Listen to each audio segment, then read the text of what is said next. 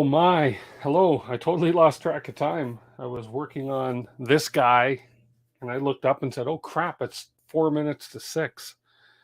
So I better 5 minutes to six. So I better get going since I scheduled the stream to start at 5:55. So hello and welcome to Doing It with DeWitt on Sunday night. Beautiful Sunday night. Excuse me. Oh, I kind of panicked. So Joe Velasco, hello. Brendan Wilson and 3D printing newbie Milan, hello. And David Wilson. Oh, we got 8 people and a few people have commented, but hello and welcome everybody. Kind of as my title says, I've been so busy getting ready for the Maker Faire coming up here in Calgary that I don't have any specific project to work on tonight. So as I say, as my title says, just kind of a casual Sunday question and answer stream. Maybe try and get the display working on the Voron. I was working on this, hoping to get this. I want to get this running for the Maker Faire, but it's been so long since I actually used this that I forget how to wire it up. Hey, Tactile 3D, Matt, how are you?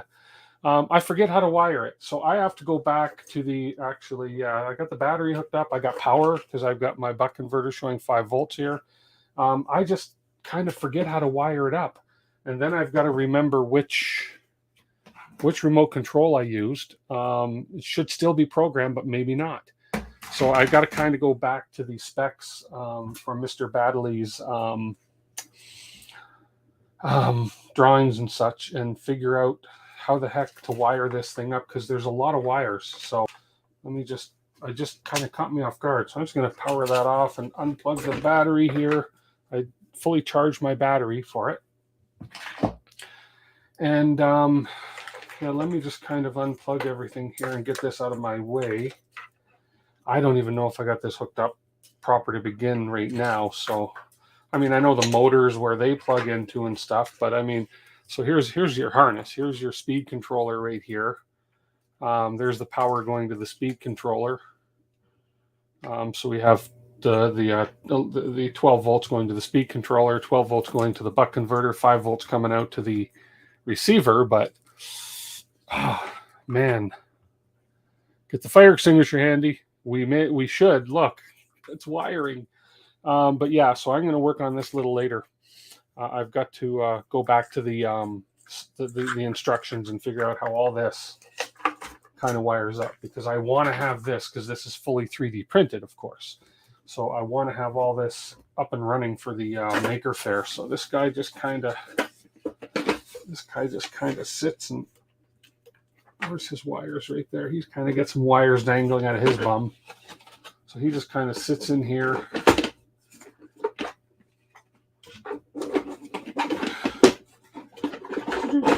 He just kind of sits in here casually like that, and he serves the drinks. We have some servos that open and pop up the cans. So I just haven't had him running in so long. So I'm just going to put this guy aside for now. Oh, I feel terrible.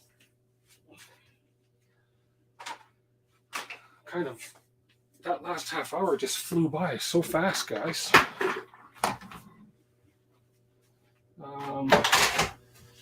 These guys aside.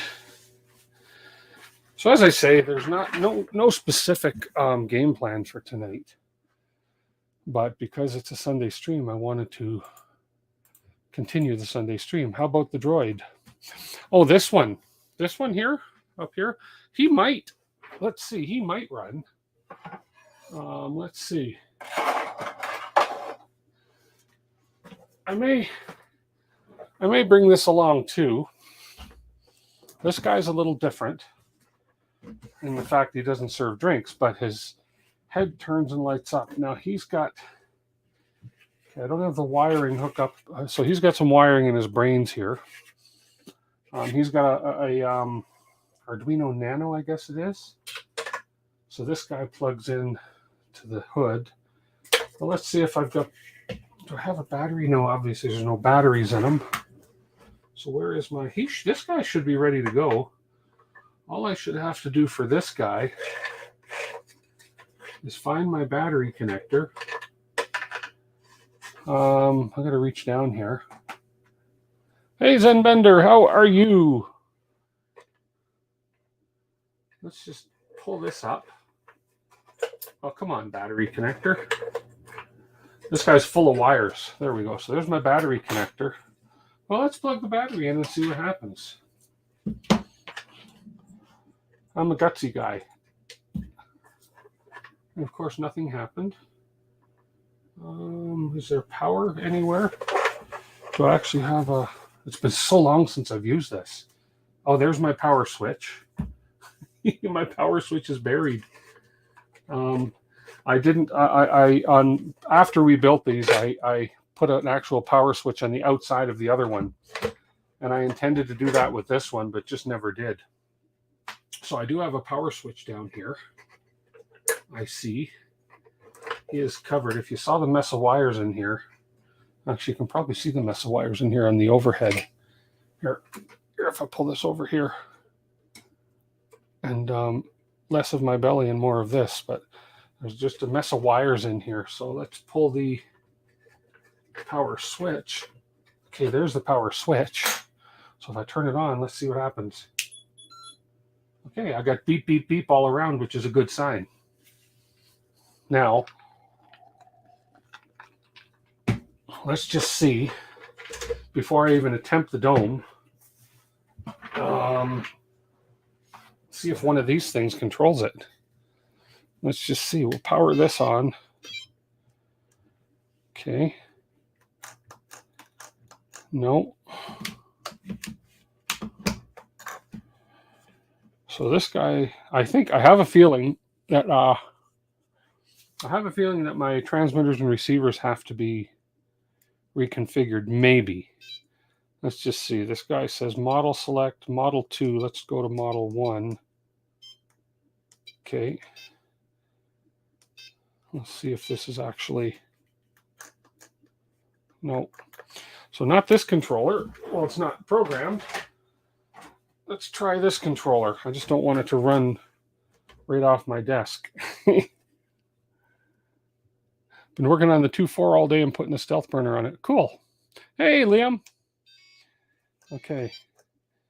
Let's see what happens here. Nope, nothing here. Yeah, I have a feeling, because I had my models named in this. Like, I had the name of the model in here. And right now it just says model 1, model 2, model 3, 4, 5, 6, 7, 8, 9, 10, 11, 12, 13, 14. Because this thing will handle a lot of models. So, yeah, model 2 maybe? Let's see. No. Okay.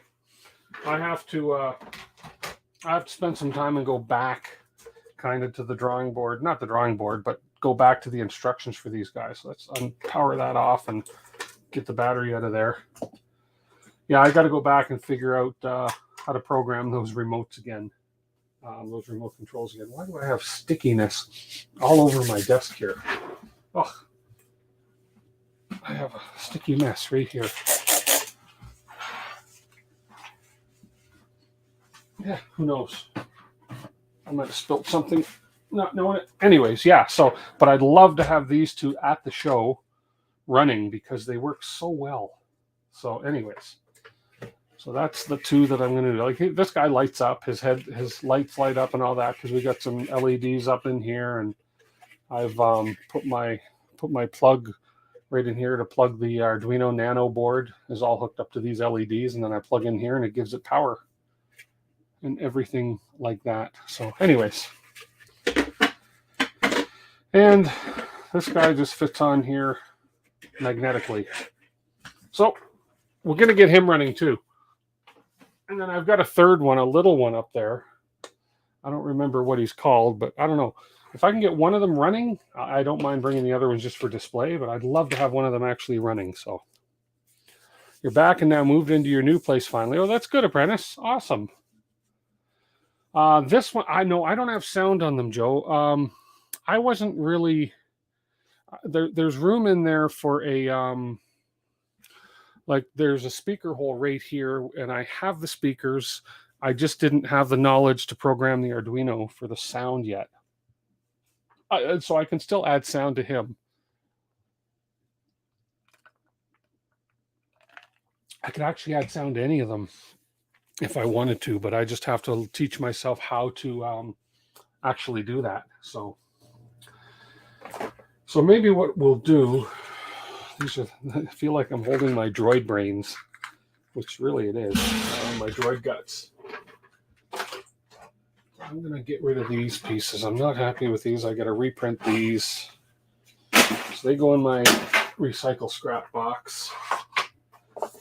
So I know y'all are probably sick of hearing about this little Voron guy, but I still got just one more thing to do to it to get it show ready. And that is I have put the display on it. It's not really hooked up into any of the amp, so I put the display on it, and I have to program the display. So I've got the instructions up on how to do that. I might just do that and get that done. For those of you who weren't here last night, this little charm showed up yesterday. And yes, it is another 01 kit. So yeah, it's another 01 kit. The purpose, a couple of purposes. So this built kit is going to the show. My supplier for this gave me a phenomenal idea. I'm going to bring this to the show to show the contents of a kit. And I'm going to bring this to the show, obviously printing and saying, this is the result of the contents of this kit. And I'm going to be printing the entire part set for this and say, these are the parts that have to be printed.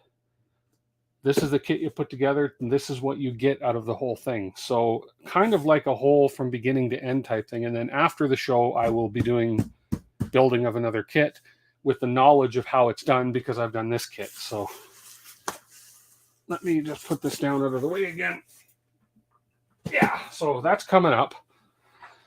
So I got to print the parts for that. And then hopefully, yeah. And the other thing that I've decided after talking with my local guy here is that apparently there's not very many people in Canada offering printed Voron parts for the kits. So I'm possibly going to put myself out there as a supplier for the printed parts for the kits. Now there is one local supplier that does it here, but in my honest opinion, and guys, I don't usually, I'm not doing this to be malicious or I don't know. You guys all know me, but basically, hey, bag of chips. And who else did I see here? That's 01 you're sending you, right? Yes, Liam. Yeah, that's the big surprise. You didn't get it yet? There's a guy here that sells the parts for this one, for instance, but the total cost, if I were to have bought my parts from my local supplier here, and think about this, okay? Let me just switch the screen. Think about this. It took me, I would say maybe, if I'm lucky, half a kilogram of ABS to print everything that was required for this printer, all the pieces. And I even printed some pieces I didn't need because I didn't know I didn't need them. And so maybe half a kilogram of ABS. So if I were to have bought these locally, bought all my parts instead of printing them, I would have paid about $240. $240 just for the parts. And that's not even in ABS. That's some in ABS, some in PLA, some in PETG. I believe myself, and if I do proceed forward with this venture, is that new one a giveaway? God, I wish I could, Joe. I really wish I could, but I can't afford to give these things away. I can't afford to give these things away. But yeah, $240, maybe even a little more, because there was the main parts were supplied as one price, the skirt was supplied as a second price, and the top hat parts were supplied as a third price, and it worked out to about $240, $250. Now, if you think about that, and that was ABS, PETG, and PLA.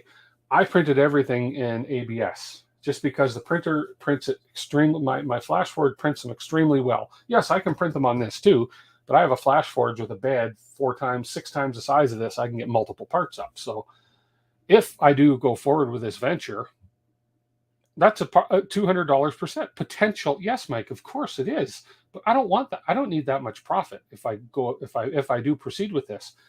The ABS I got from my local supplier. Now, mind you, I may be limited in color, but big deal.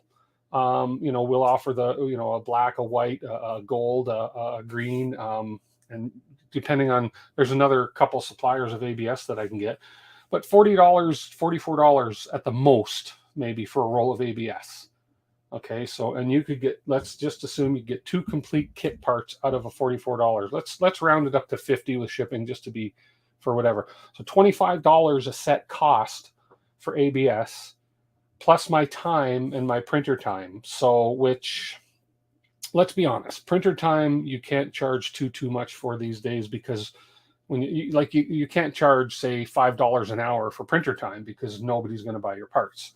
Well, maybe you can. Maybe some people can get away with it. But if I'm letting something print for 10 hours overnight, and I'm charging $5 an hour, I guess that's reasonable, $50. But still, my point is, I can sell these kits for probably the parts kits, the complete kit, for probably $150 and still make decent money.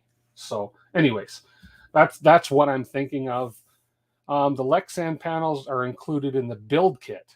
So they're not, what I'm talking about is just strictly the printed parts, period. Printed parts only, that's it.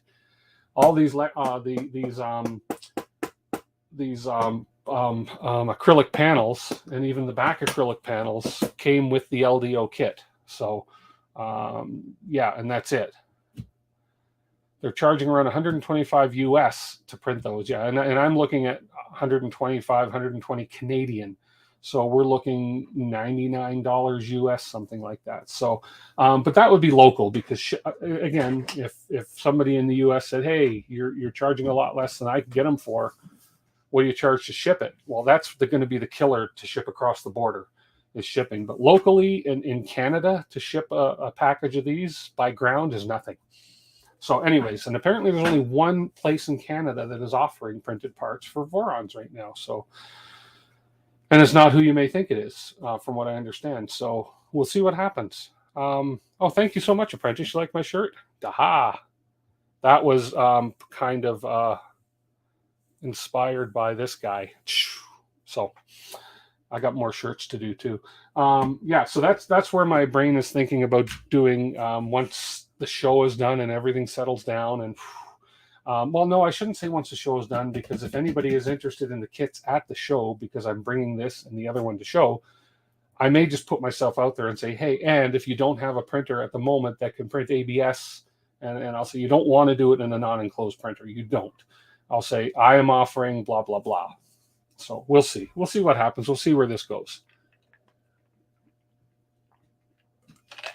But just another way to support my channel and to support my printers and keep them working. And, I'm not out to get rich with this hobby, but I'm out to cover some costs. So there's where we're at.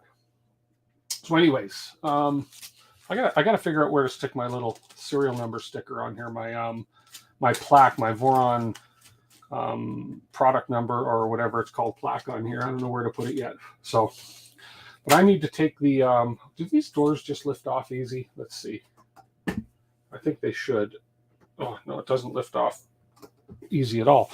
But I want to pop the door off because I want to lay it down on its back. I've got to take the panels off on the back to get to my Raspberry Pi so I can plug this screen in and then start programming it. You think that's a good idea, Liam? I do too. And again, speaking with my local guy here, who is 3D Print Tech, by the way, 3dprinttech.ca. He says there's one person in Canada, he says, selling Voron parts, and there are apparently some issues with the supplier. So anyways, we'll see. We will see. He thinks it's a great idea. So, this door should just pop out. Because these are just, I think it threaded a little bit. I might run a drill in there and clear it so that I can just actually lift these hinges off simply. And there we go. I don't see any need to have these things thread in And I can just pop it in like a door hinge, right? So don't worry about that. So I'm just going to lay this guy down on his front. And I'm just going to remove this one panel so I can get to the Raspberry Pi. Yeah, so thank you. We have 20 people on tonight. I'm very humbled and appreciative of everybody that's popped in to watch. Considering I didn't have much of a topic tonight, but we'll just do some fiddling around. And I've got to decide what I want to do going forward with my channel as well. I've always got something going on. Now that spring, I think, has finally arrived here, we're going to be getting into doing more. We're actually starting to sell laser engraving on wood. We have a couple orders pending, waiting for people to bring me their stock so I can do some laser engraving for them. Pop that off. And I also want to get my CNC. I've got the Gitamitsu 3040, 2030, 30. I forget what it is. It's been so long. So I have that waiting to get going. But I've got the extension kit for it I want to build. And I want to do that on my channel here. I want to do that live with you guys. Build that extension kit and start getting into some good wood engraving, wood carving, I suppose, to add to the whole maker thing. So, okay, so we have this. Now I'm just going to quickly refer to, I'm going to put this screen over here so I'm looking at you guys up there instead of there or over here. And then I'm going to share with you what I'm looking at doing right here. So if I go to my screen 1, so what I'm going to do is I'm looking at the V0 display flashing instructions. So, I can actually make my screen a little bit bigger here, like that. And then there we go. That kind of works okay. So we got the display.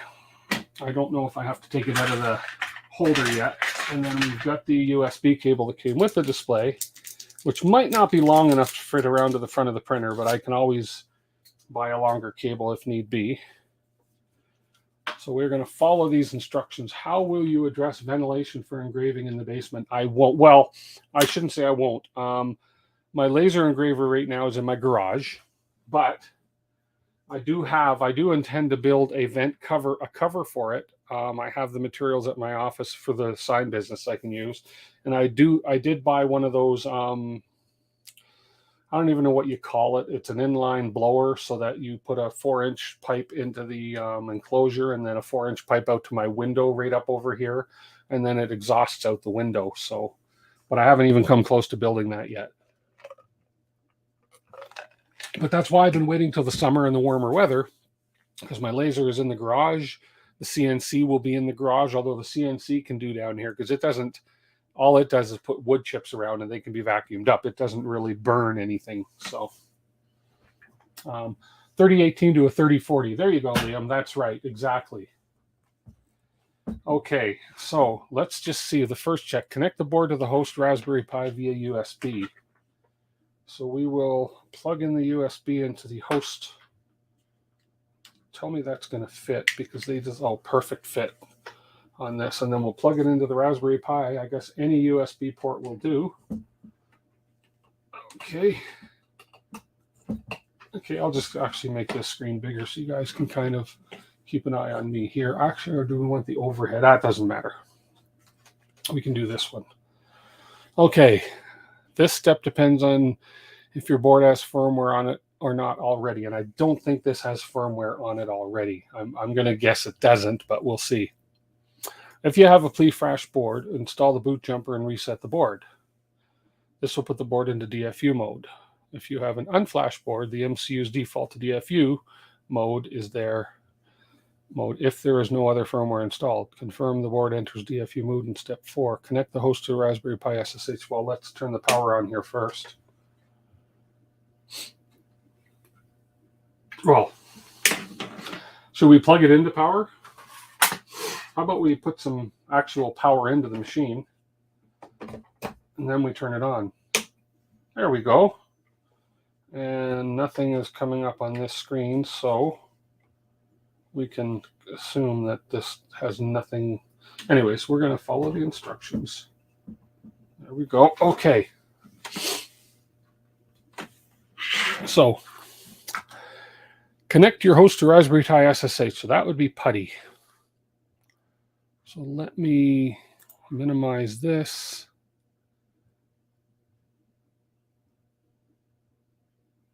Reconnect. There we go. Let me open Putty. I don't like this new Windows. I don't like it. But I updated it. It's too late. Putty. There we go. And we'll connect to the Raspberry Pi. So that's going to be 10.0.0.118. We'll open that. There we go. And we'll log in as Pi, and password will be Raspberry. No secret there. There we go. Pi at Voron. And now let's go back to my instructions. I'm seeing things. I thought I just saw my dog. Long weekend. Run one susb from the command prompt. One susb. Okay, let's get into Putty.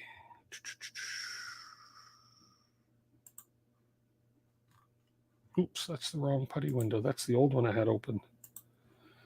One susb. Command not found. Okay.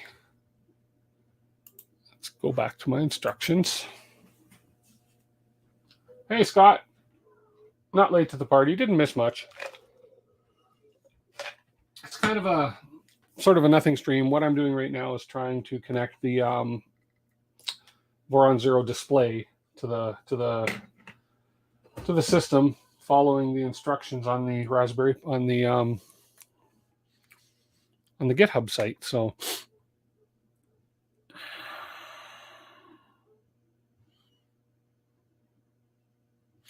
okay, so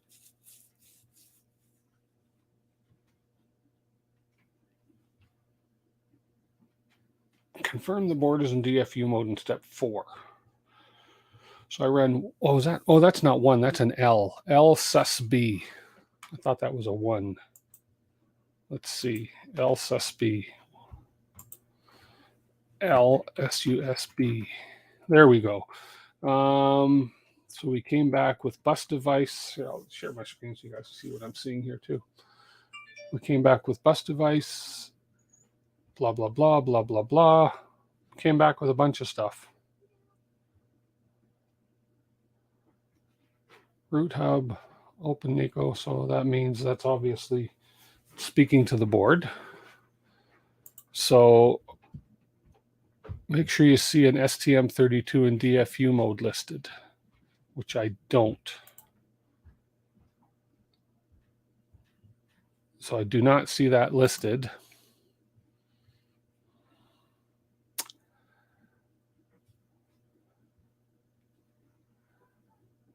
Okay, confirm the board enters DFU mode in step 4. Okay, well, let's just see. Well, let's just go on and see what happens. Hey, Rex. Hello, how are you? So let's run DFU util list. See. Even though I didn't see what they're asking me to see, I'm just, this is all kind of unknown territory to me. Oops. Paste. And enter. Didn't it copy? Didn't that copy for me? Copy. Control C to Control V. No, I guess it didn't. But I can always just move this over and run what it wants me to. DFU util. Oops. Space -- list. Okay, copyright Western Schmott Herald Welt, blah, blah, blah. Please report bugs. This program is free software, absolutely no warranty. Okay. Note the text inside the XXXXYYYY. So obviously I'm not where it thinks I'm at. So did you add the jumper to the back of the display? Oh, is there supposed to be a jumper in the back of the display? It didn't come with a jumper.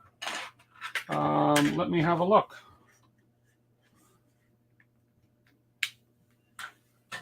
And hello, G Funny Money. Let me have a look and see if there's a jumper. Let me see. Let me just pop. Oh, let me switch the camera over here. I'll just pop the back of this off and see what we got.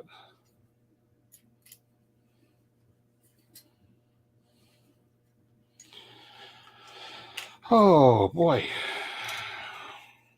I have been drinking a ton of water this weekend. I am just so dehydrated and I don't know why.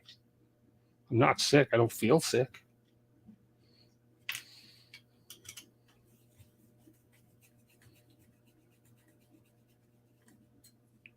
Okay, so let's pop this display out of here. And let's look at the back. I don't see, no, there's no jumpers on the back of this. Let me get the close-up cam on here for you. And it didn't, there's no jumpers in the kit. So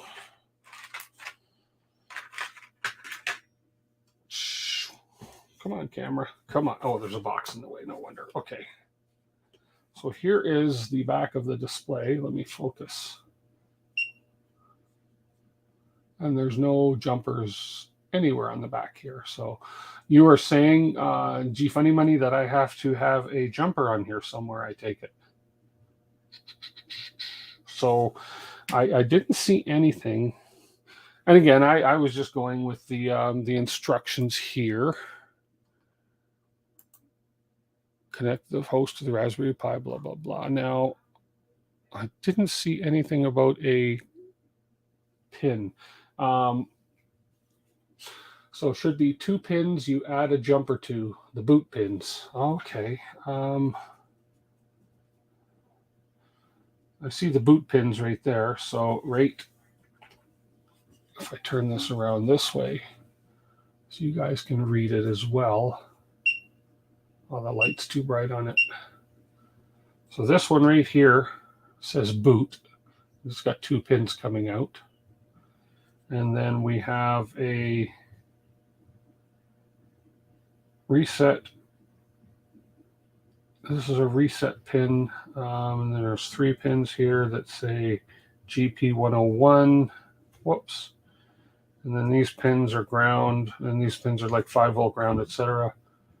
And then this is just a J8. What does that pin say? Oh, that's way too small. But this one here says boot. 3VS boot. So I need a jumper. So you're saying I need to jump these boot pins. Okay. I think I have a jumper left over. I think I have a jumper. Let's see. So that's why you guys are great on here, because nothing in the instructions there saying V0 flashing instructions. Nothing told me about putting a pin on those. So let's just see. I'm sure I had a pin here. There they are right there. These are left over from the Big Tree Tech board that went in the V0. Never had to use them. So let's see then if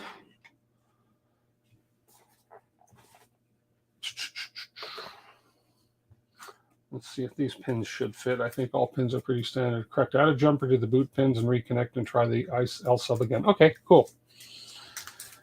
Let's go. Let's do that. So we will go ahead and jump these 2 pins right here.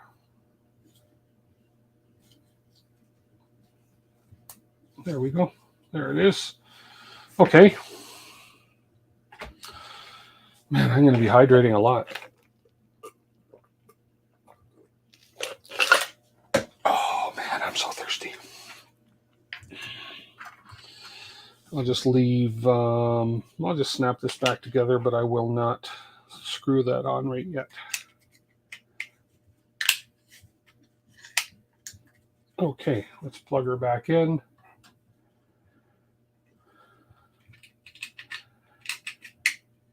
Okay.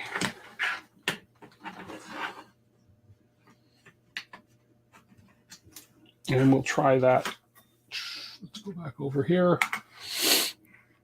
And let's try that L sus-B again. Okay, L sus-B. And it looks like it's doing the same thing.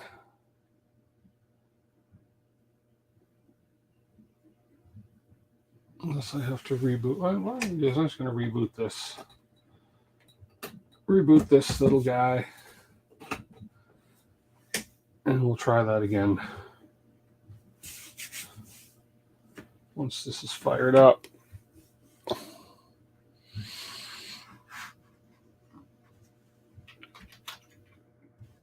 Oh, it's not fired up. Oh, I probably have to restart my... Yeah, I probably have to restart my Putty. Because I rebooted. We'll just reconnect.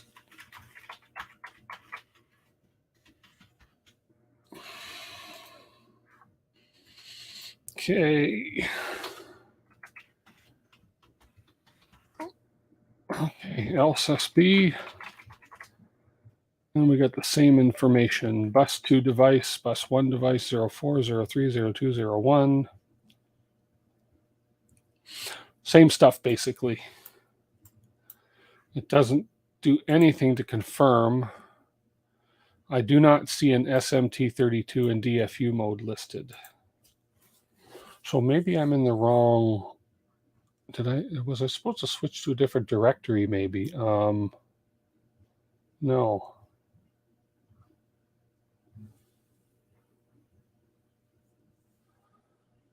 I don't see an ST. Oh, right there. Oh, right here. Right there. Bus 1, device 3 ID. STMI microelectronics, STM device in DFU mode. Okay, there we are. I wasn't reading far enough. Okay, I see it now. I see it now. I'm just blind. I'm a little slow. It takes me a little while.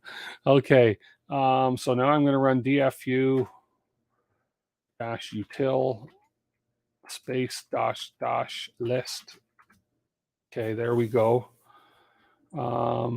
Note the text inside the XXXXYYYY, which is the 0483:DFLL. Okay, remove the boot jumper. Okay, so now I take the jumper off. Do I need to power down? Probably not. See, they say remove the boot jumper, but when did they say add the boot jumper? Aha. They never said that. I plead innocence. Boot jumper removed. I plead innocence. Run CD clipper. CD tilde / clipper. There we go. Run make menu config. Menu config. There we go. Okay. Enable extra low level configuration options. So we want to, oh, this is my, I can't use my mouse on this, or can I? No. We're in this old DOS thing, so I have to space that. Okay. Microcontroller architecture. Linux process. Hang on. Enable that. Go into here. STM32F042.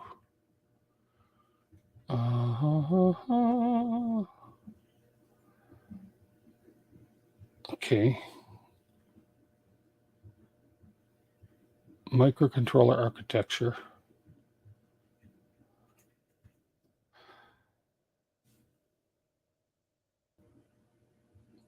Step 2A.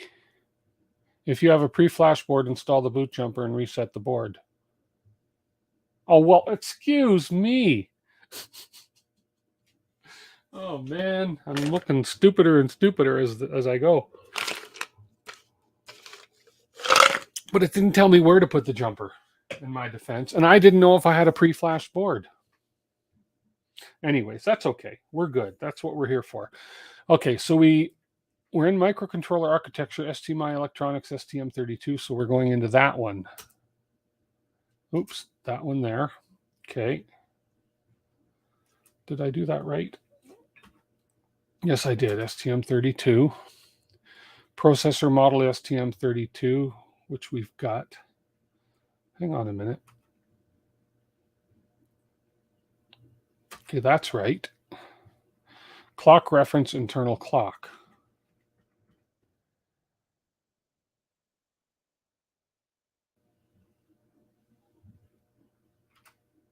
Internal clock.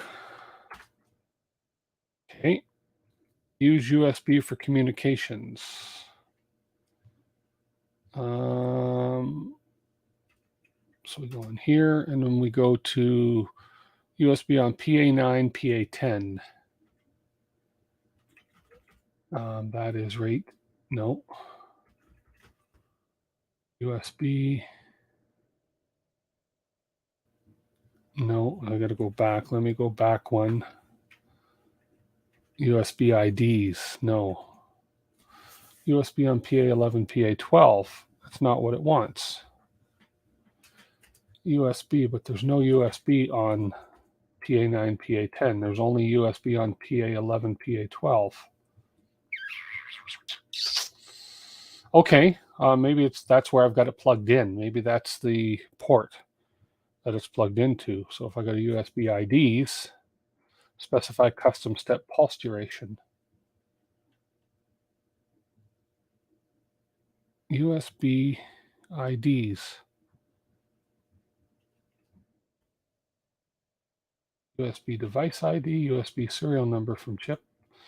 I don't know what to do here. Change the processor model. Okay, hang on. Processor model. Is that back one? No. Cancel.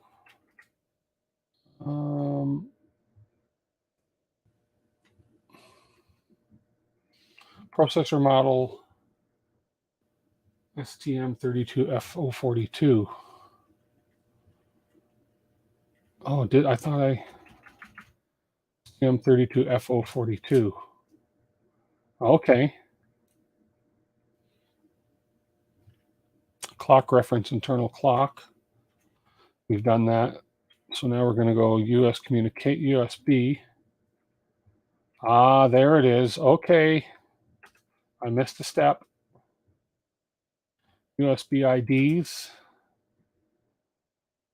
Specify custom setup pulse duration.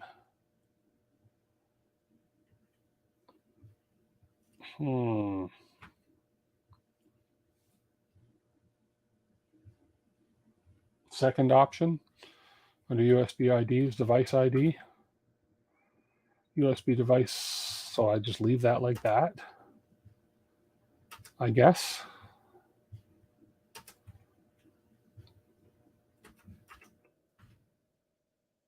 GPIO pins set at microcontroller startup. So I leave that. Let's see. Exit and save. Good now. Okay, exit and save. So we are going to go quit, escape, and save yes. Okay, now we go run make clean. Get off of there. Make clean. Okay, creating symbolic link outboard. Make flash underscore device equals. Oh, I didn't write that number down. Oh, let's escape. I got to go back in there. Ah, okay. I didn't write that number down, and it told me to note it too. Damn it.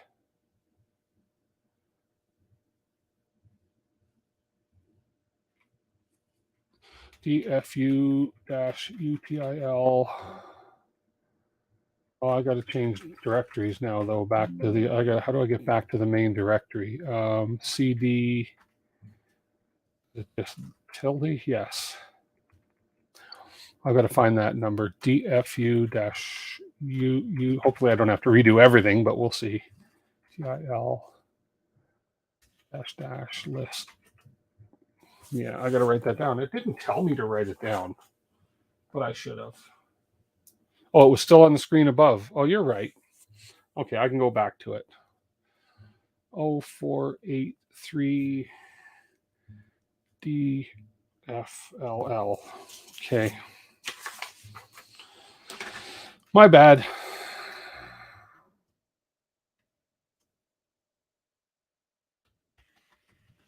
So I'm hoping everything else stayed the same, but I'll just double check to make sure. It should be. Yeah, because I changed everything in there. It should stay the same because I haven't made a different change. So make clean again. Okay, and then we're do make flash device equals, and then that is the 0483 DFLL. Oops, DFLL. There we go. Hey, Tron.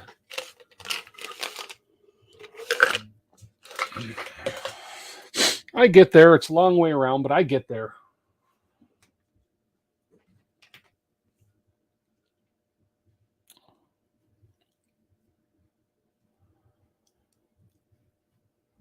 Okay, after completion, ls. So we go ls / device / serial / by -id /star. Should return a device beginning with device serial by USB clipper, blah, blah, blah, blah. And it did. STM. Oh, no, it didn't have the same. It's different. That number is different. So maybe I do have to go back in. Shoot.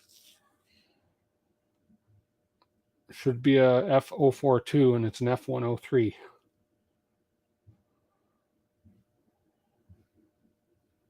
Okay.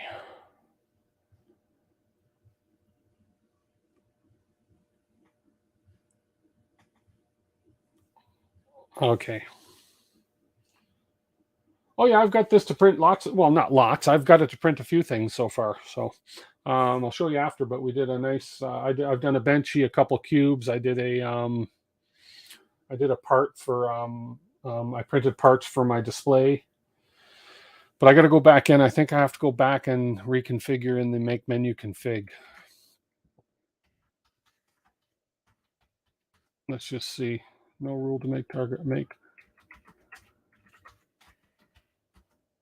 Okay, I want to make sure I do this. Enable extra low-level configuration options. And then I want microcontroller. STM32, that is right. Processor, STM F042, that is right. Okay, so it is all right. Internal clock, everything is right. Okay, so we will just escape, we'll quit. So that was all fine. So maybe that's just the ID that it is. Okay, so we'll just move on. Let's just move on. Okay, it did return. Copy this serial port name. So we're going to copy this right here. Copy. Copy. Can I not do Control C off of this?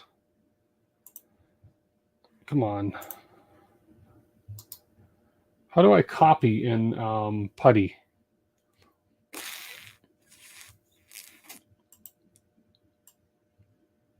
I want to copy that. Control C. Does not seem to want to do anything for me.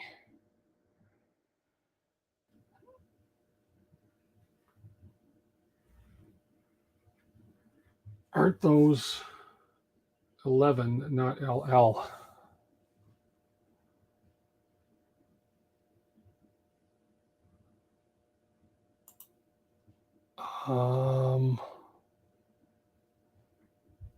No, they're LL. They're L's. Control Shift C to copy. Right click to paste in Putty. Control C to copy. Now, I don't want to paste. I want to copy. I want to copy this line.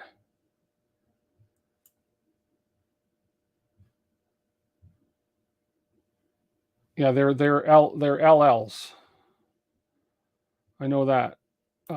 So Control Shift C. There we go.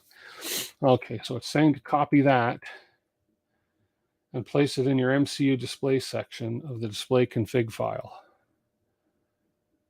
Okay, so this MCU display section, let's get on this. The MCU, oops, wrong one.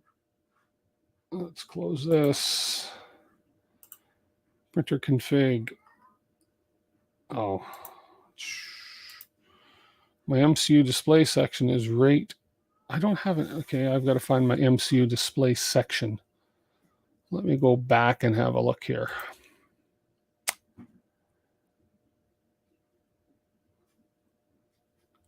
Copy the config file into the same printer config and then add include V0 display config to the end of your printer config.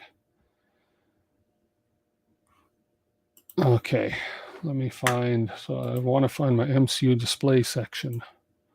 I don't have an MCU display section. I got to get rid of some, let me just get rid of some of these backups real quick.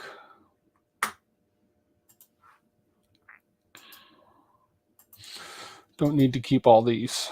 Definitely not these older ones. 21st, no. 24th, 28th, 19th. Yeah, 24th, I'll just keep my two 28ths. There we go. So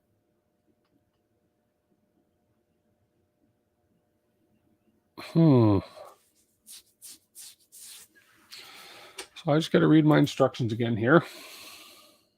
Copy this serial port name and place it in your MCU display section of the display config file.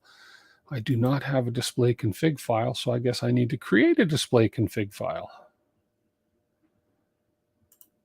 Display.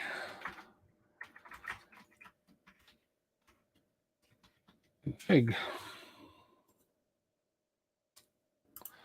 So if we go into the display config file, let's just see what it said here.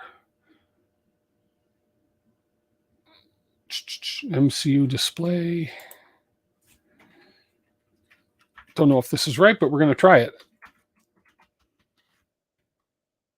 Oops. I've never programmed in Clipper before, so you guys are probably back there going, "Ee, what are you doing?" But hey, it's just me trying to guess that this is the way it would be done. And then I would put that under that, so I would paste in that code there. Which doesn't look like it did anything.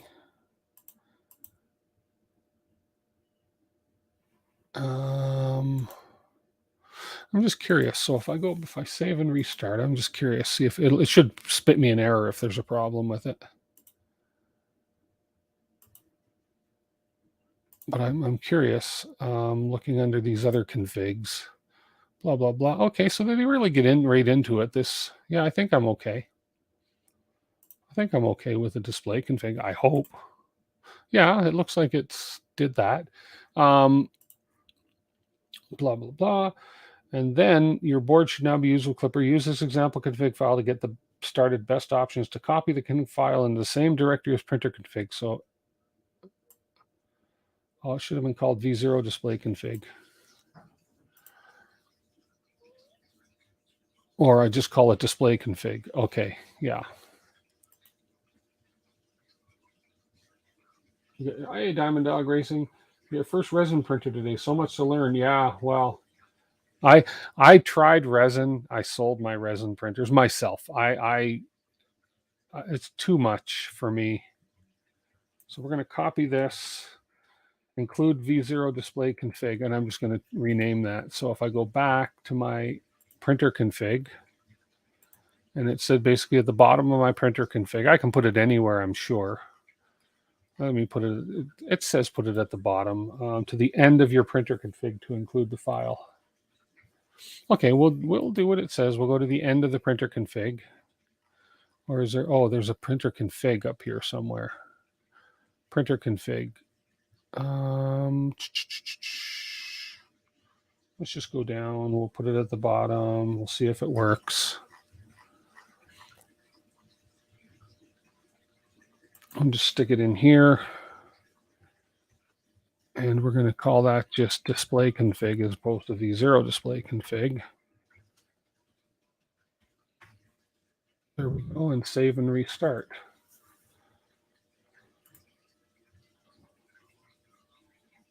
Okay, so of course it gave me an error.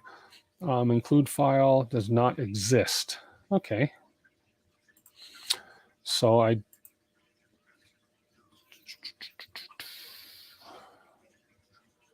unless I have to reboot. Are you on Discord? You can send you the config file. Not. Let's see if I am on which Discord. The Voron Discord? Let me log in. I don't think I'm on the Voron Discord. Let me see. No, I'm not. I'm on a lot of Discords, but I'm not on the Voron. I could look it up. You could email me, or you could put it in. Let me see. Tell you what I'll do. Let me get on. Are you on? You're on YouTube. Okay. I'll get on YouTube and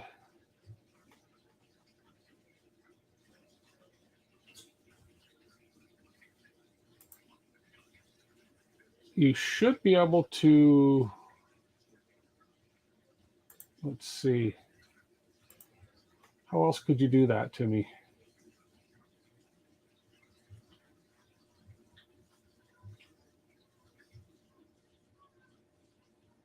Can you copy and paste it in chat? Possibly, and then I could copy it out of chat and paste it in.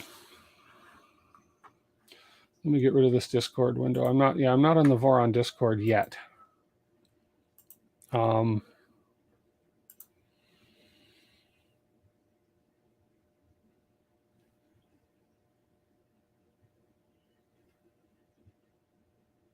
Can't send files on YouTube, but he could send the string of text that I have to put in there. Or you could email it to me. You could email it to me. It's dwit3dcanada@gmail.com.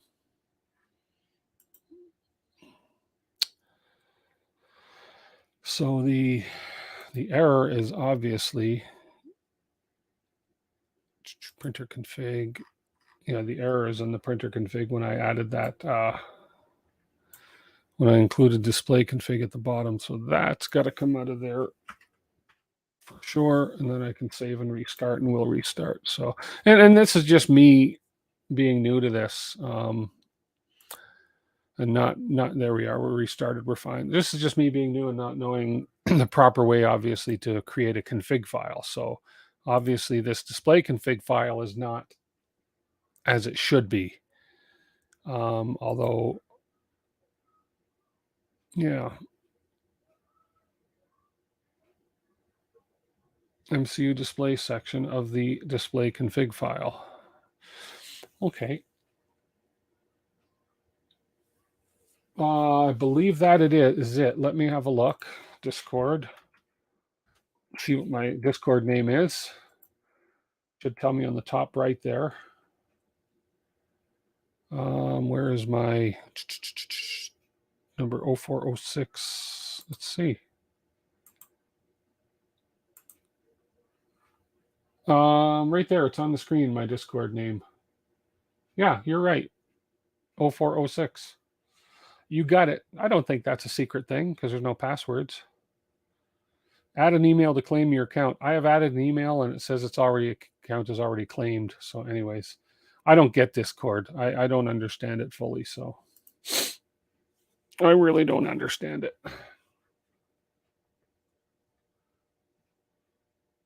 Click it on the bottom right and it will copy. Click what on the bottom right? This one, claim? It won't. It doesn't. It doesn't work. I tried that several times. Yeah.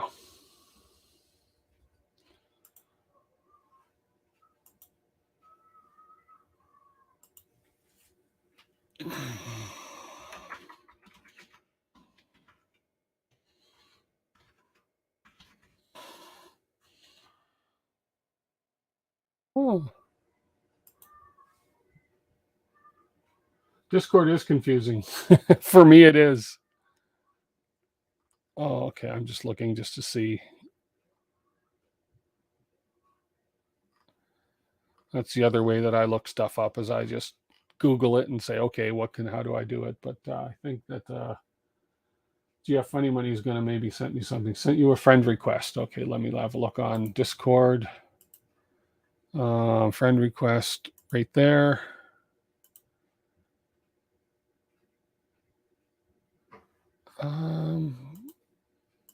Why is that not letting me click on a friend request here? Or is that friends one? Sorry, I mean, Discord is very confusing. Pending. Here we go. There we are. And I'll accept. There we go. I've accepted your friend request. That obviously means you can send me something now. Yay. Yeah, because I'm kind of stuck right here.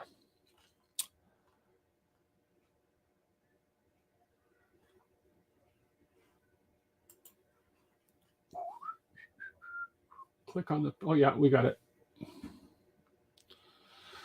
Yeah, I'm in some Discords as you can see, but I've got to figure out how to actually use them. Like, I don't even know what these numbers mean. Like, this has a 1 beside it. And I guess it just means there's a new, I don't know, 4 on this one. There we are. And okay, VO display config. I'll download that. Keep. Okay. That should be in my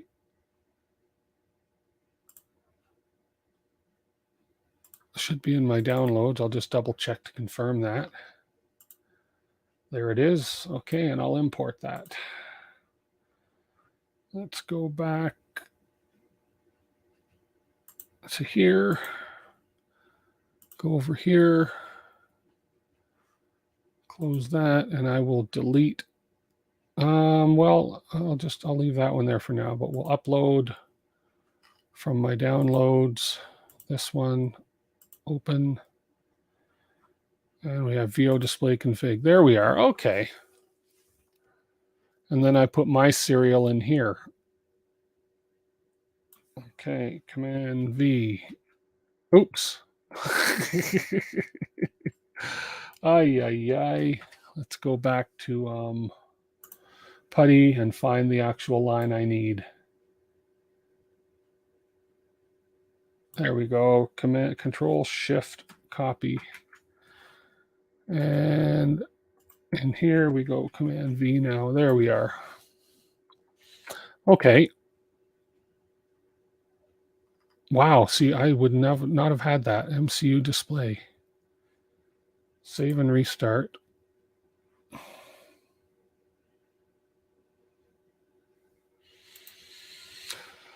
Okay, so now we have to now go to,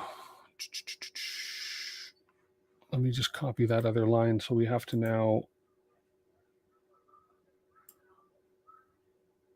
copy, and we're going to V0 display config. Okay. So we're going to go to our printer config. We're going to go to the bottom again.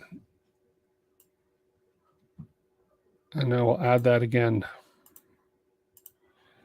Enter a line here, paste that in, and save and restart.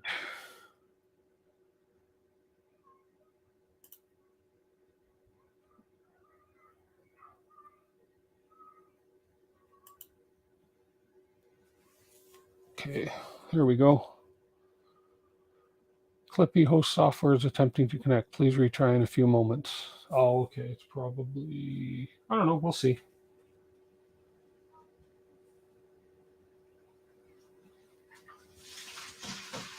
Include. Did I do that right? Did I put include? Oops. I can get rid of this. Let me go. So that one's fine there. My printer config. Did I actually put include? Yes.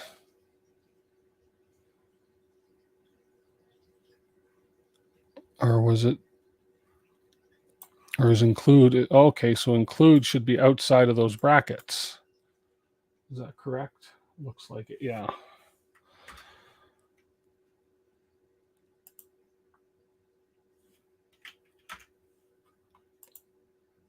No, actually, I think include. I think it should have been inside them, if I'm not mistaken, right?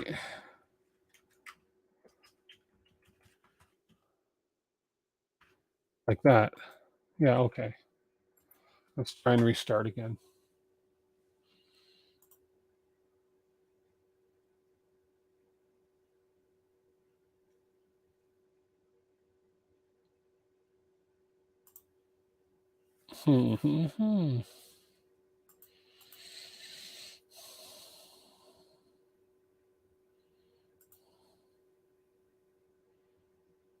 Now it doesn't like something. Well, let me look. If I get rid of this, it doesn't like this, I think, for some reason. I just want to see if that's causing the error. Yeah, so it doesn't like that for some reason. Now maybe I'll try your way, and maybe that bracket was in the wrong spot. I just copied and pasted from those instructions, so who knows, that might not have been right. So you had that one out of there, and then you had it right in here. That may give an error. Let's just see.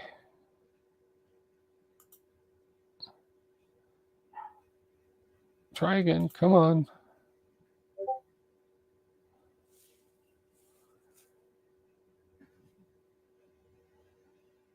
Yeah, it's got to be within those brackets. Okay. Obviously.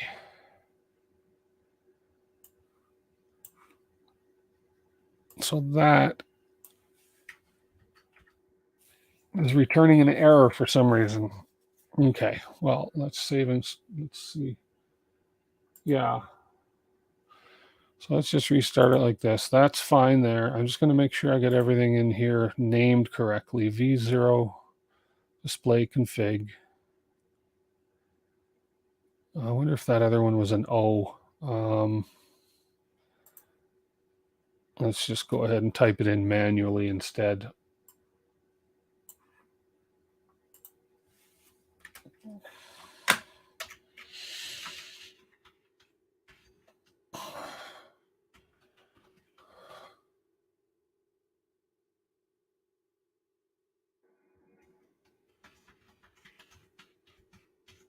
Just type it in manually and see if that was maybe the issue.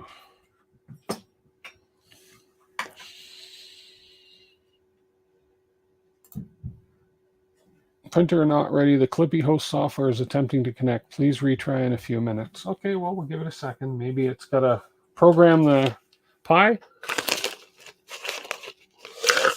I don't know. Something's going on. You don't believe my screen flashed correctly. Oh, okay.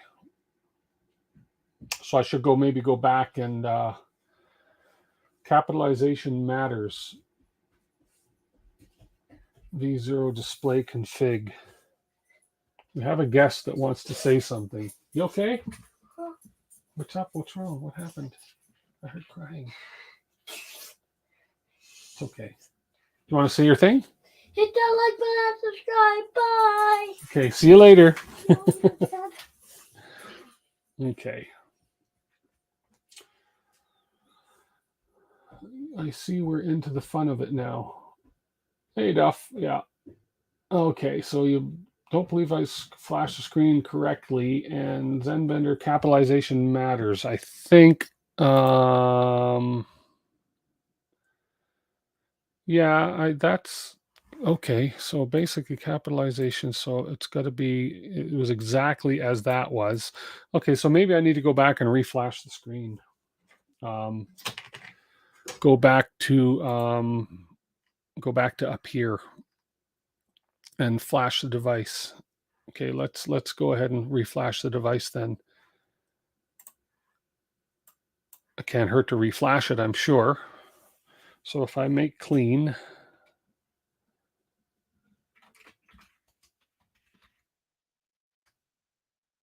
nope, I'm not. Okay. Oh gosh. Oh, thank you so much, Duff, for the $6.99 super chat. I appreciate it. Thank you.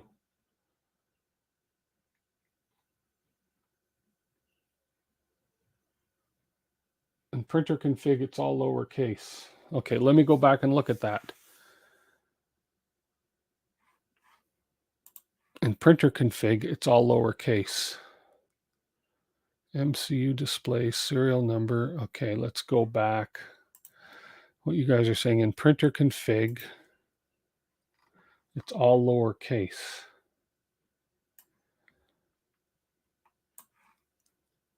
V0 display.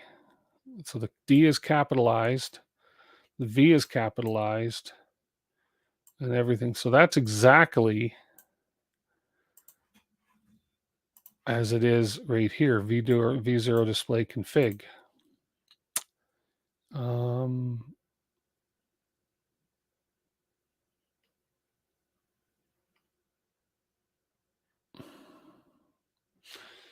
So I'm not sure. Copy and paste the device ID. Yep, we did that. We'll try that again. That's it right here. That one there, Command Shift copy. I'm into the V0 display config. And we'll paste that in here to the serial.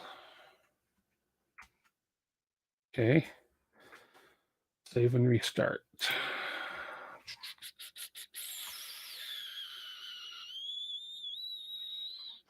Yeah, we're getting that same error. So, reflash the screen then, I guess.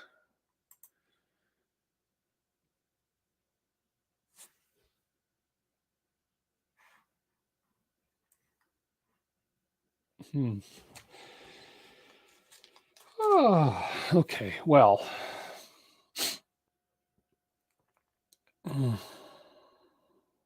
Because I'm pretty sure all my upper and lowercase are fine in the v0 display.config. Because in the printer config file, it's exactly the same. And I don't know if I can just go ahead and flash it now, or if I have to.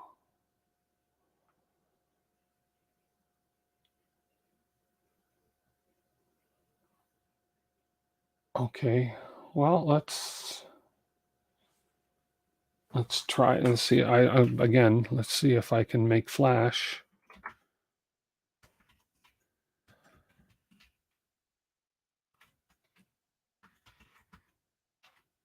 And then that is 0483 colon DFLL.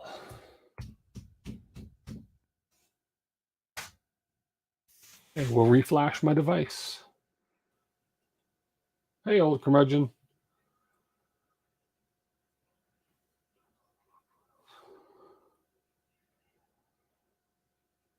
This might have been the issue.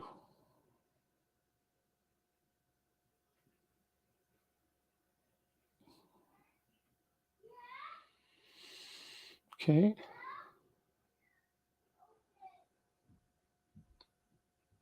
Okay, and it looks like it error 255. Error 255. So something happened in the flash of the device. Did I get that on the previous one and just didn't realize it?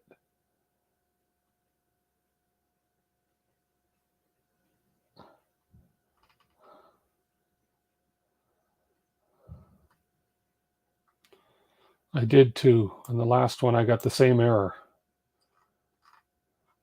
Error 255. Am I sure that's not 11?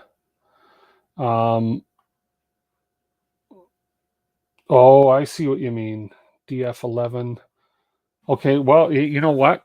Good point. If I scroll up and look, because the ones and the L's are so freaking close to each other, right? LL. Yeah, okay, let me try that. Ones and L's look exactly the same.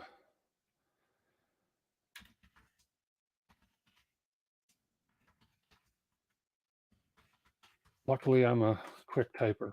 0483 BF11. Okay, let's do that.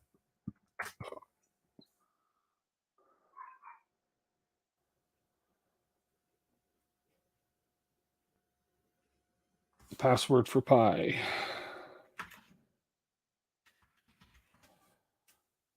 Okay. Oh, maybe you're right. And you mentioned that earlier, didn't you?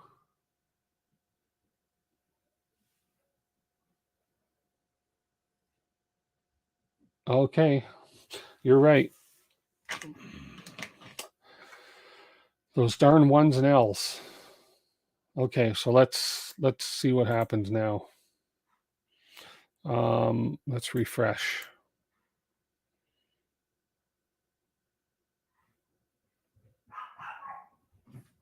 Firmware restart.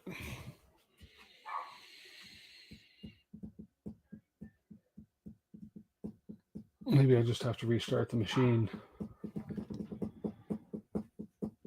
No, here we go. I'm just going to reboot. I'm going to restart the actual, reboot the boards. And then see what happens.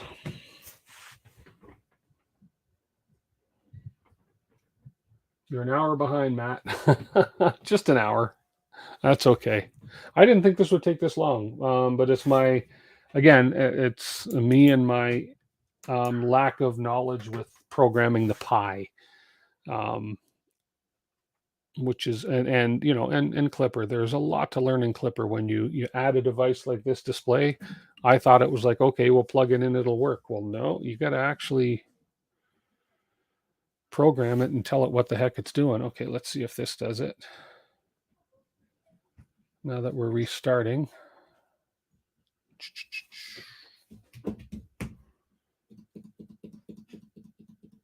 Drum roll. Hopefully.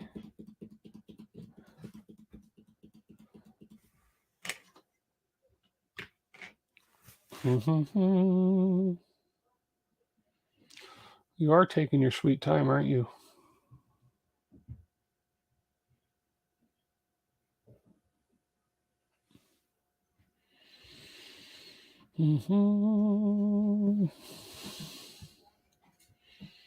Let me refresh the window because that should be. And what don't you like now?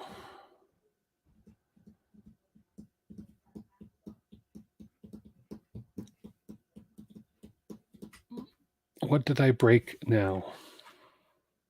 I wonder if it, let me just have a peek at this. No.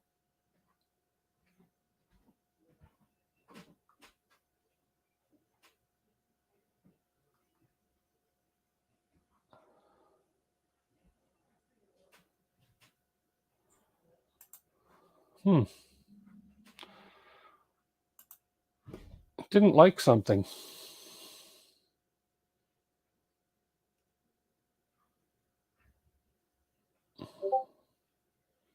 Hmm.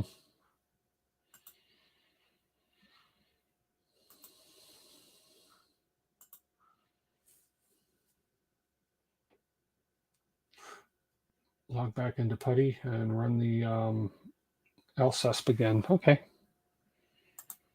Well, I got to change directories, I think.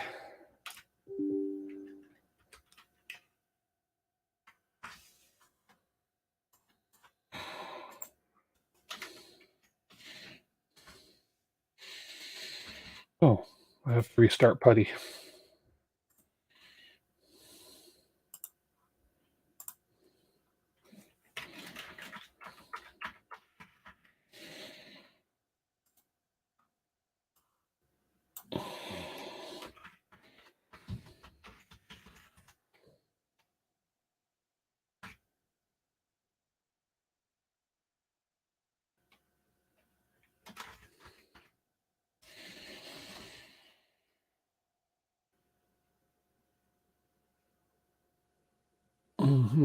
Check the log file for Clipper. Okay. So running LSUSP, it's not showing that. Maybe I got to start from square one with it.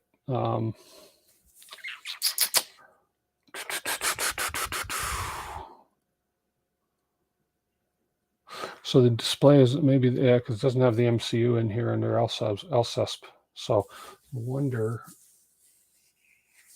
So if Clipper log file, that is through here. I have to WinSCP. Let me start a fresh WinSCP. I'm a little confused, lost, but I'll get there. We'll get there. We'll get there. 10.0.0.118.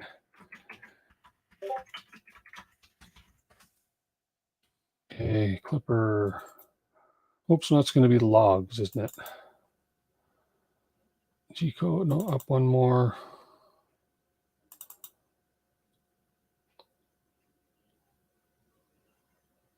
Or was it the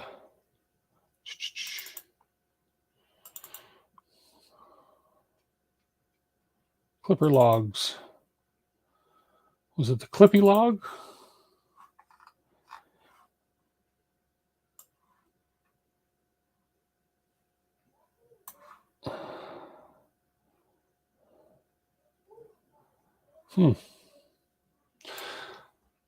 Man.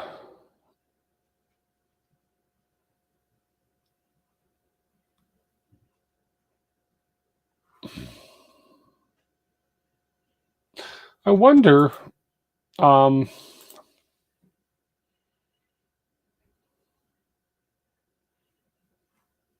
copy and paste this into Putty.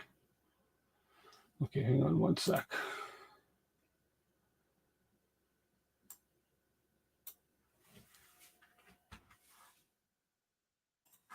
And I'm wondering, there's one thing I'm wondering.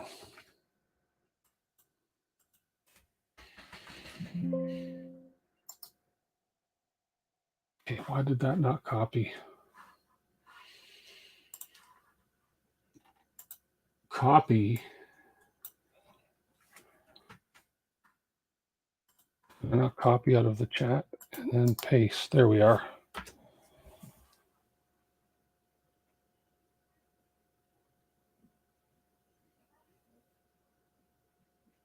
So I've got two serials. I've got a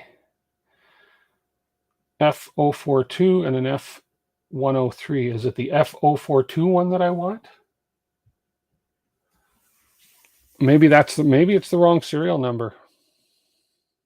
Because it asked me to select the F042, and then when I did the end, maybe this line.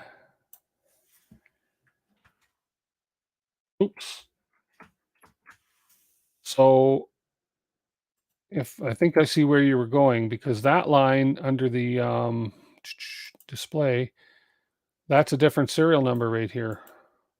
And back in the instructions, it said that it should have been a 042 number for the display. So could that be the issue?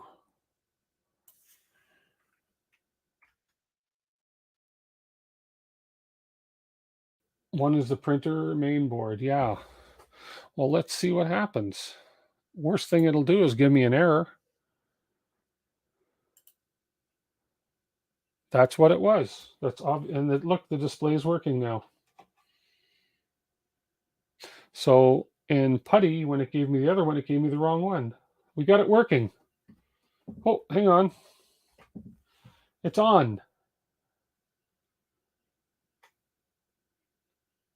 Okay, so one was the main board. So the one, obviously, the problem is that the serial number I had in the V0 display config was the main board serial and not the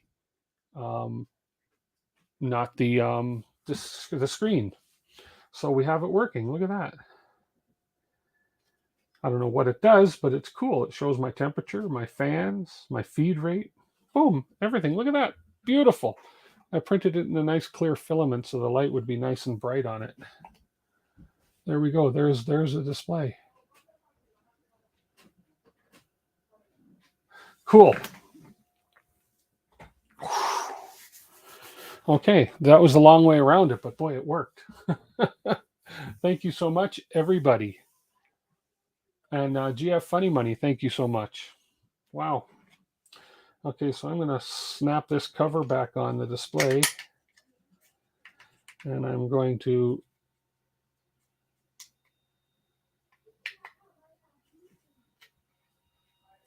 I'm just going to put these screws back in on the back of it. Press the button and check out the options.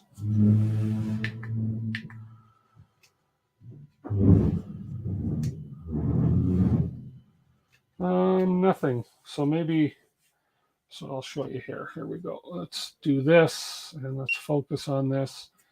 If I press the button, nothing seems to happen. And I hit the reset button. Nothing. Maybe it's not. Maybe I have to reboot the system. Don't know. Maybe it's not working right. No. So maybe something is not correct. Tamundo on it. Should I restart the printer and see what happens? Just because? Oh, okay. So you know what I think I just did? I got an error shutdown due to kill button. Let me restart. I think I inadvertently shut down the printer. There we go. Okay, now, because I probably hit. There we go. Okay. There we go. So now I have Octoprint, SD card, control, temperature, setup, filament. So if I go into filament, load filament fast, load filament slow, all kinds of options now. So I go, what's Octoprint? I don't have Octoprint set up, but resume printing. Okay. SD card, I don't have an SD card in it, but ADXL V0 mount, G code, bird. Oh, it's obvious you got a file in there I could print.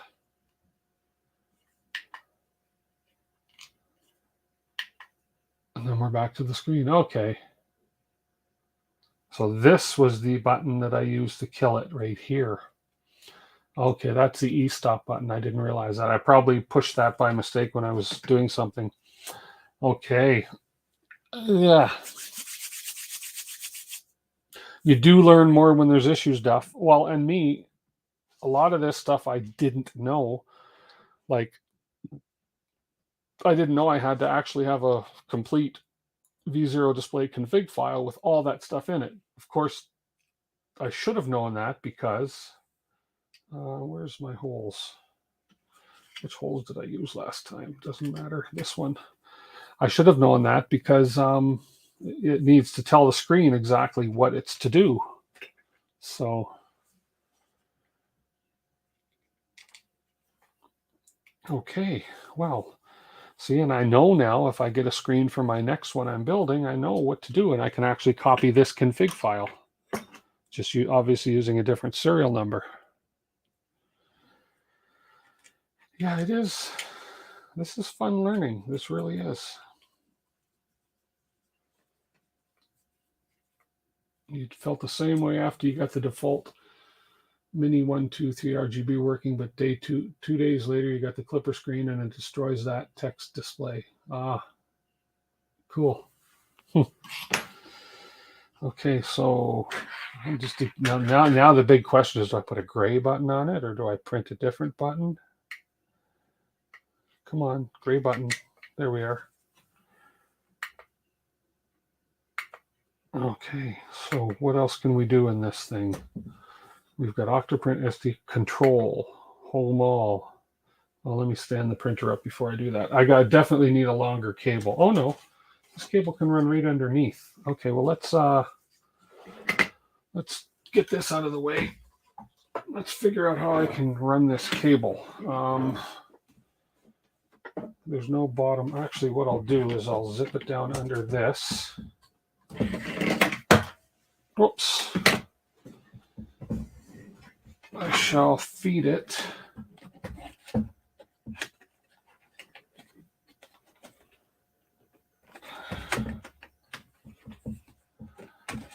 Let's see, because it's just going to go to the front. So actually, I should unplug the display. And let's figure out how to feed this cable. You're getting ready to start your Rat Rig 500. Awesome. Cool. Just going to power this off for now. And I'm just going to reroute these cables. There we go. I want you to go under that. You can plug in there. And I want you to run down the side here.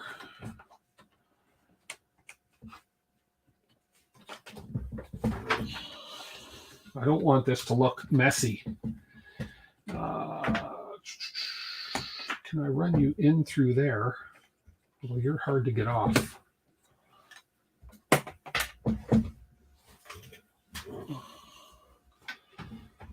Look into the clipper screen. Okay. Is it a bigger screen? Clipper screen. Here, let me look that up. Let me go Google clipper screen. Clipper screen, the touchscreen interface for clipper. Oh, stop it. Stop it. Where do you purchase it? Is it on? Can you get it on Amazon? Clipper screen. Let's see.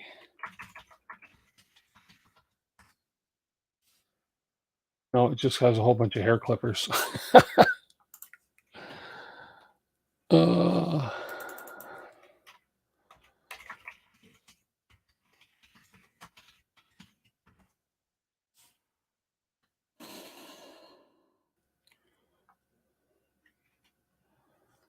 Clipper screen. Yeah, but where do you get it? Uh-huh.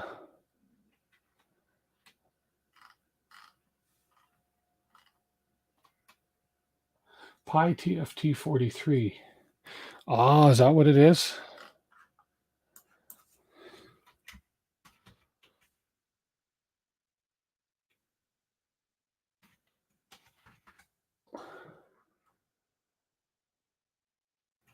Oh.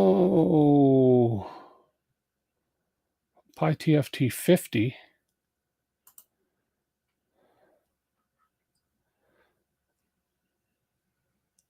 Okay, now let me ask you this. Okay, since we're on the topic, 1 second. Okay.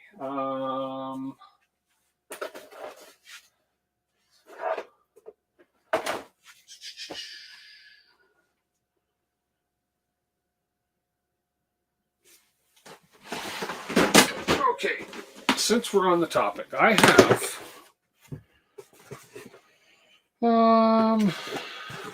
is it in here? I thought it was in here. Nope. Okay, hang on. Bear with me, guys.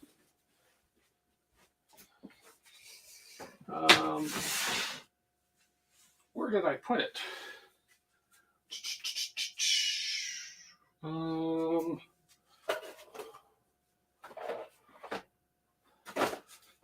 maybe, you know, I've got too much stuff around here. And whenever I try to find where I've put a specific item that I know I have,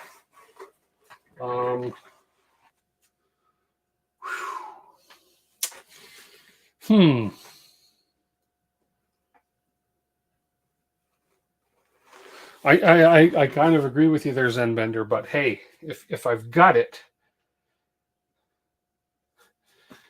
yeah, I don't know where it is. It's in a box.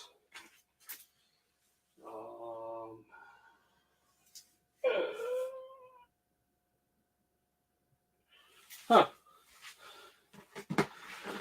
Anyways, I have a,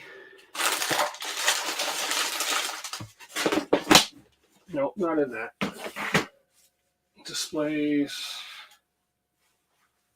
Okay, I have a 5-inch Big Tree Tech PFT Pit FT 50, a 5-inch touchscreen display, which would probably do the same thing. But I'll look for it after. For now, for what I need this for, I'm happy with this. We'll keep these jumpers around. They come in handy.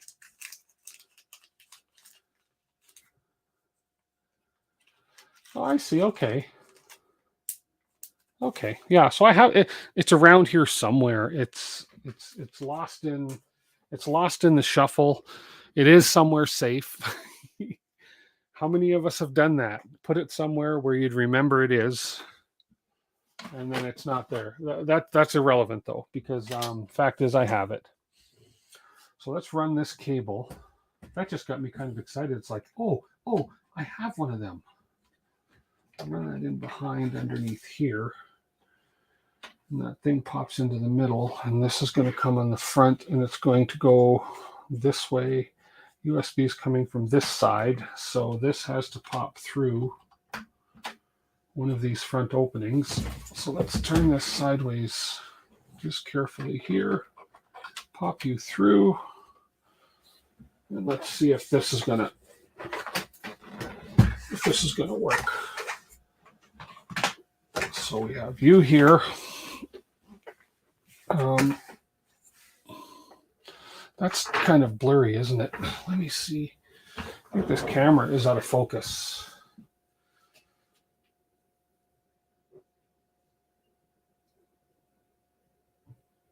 There we go. That looks a little better. On my end, anyways. I'm kind of white because I've got the display, the aperture turned up quite high on it.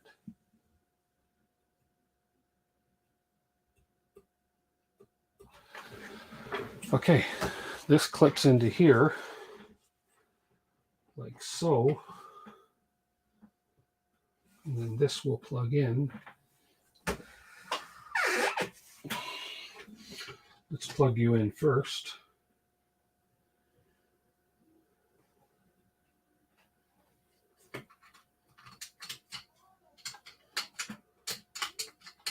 Come on.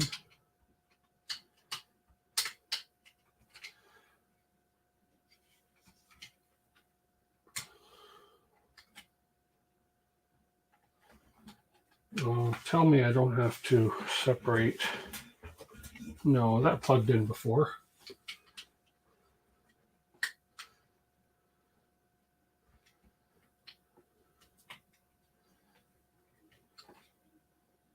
Why are you not plugging in so easy now?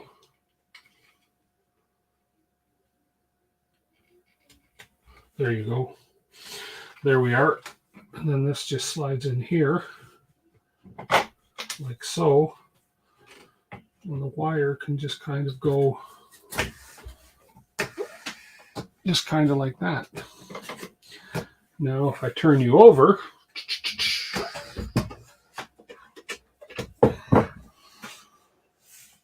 oh, I can't access those holes too easily. That's okay. That's friction. Friction is holding that in there quite well. And then we just need to run that wire up the side. And I'm going to put a little zip tie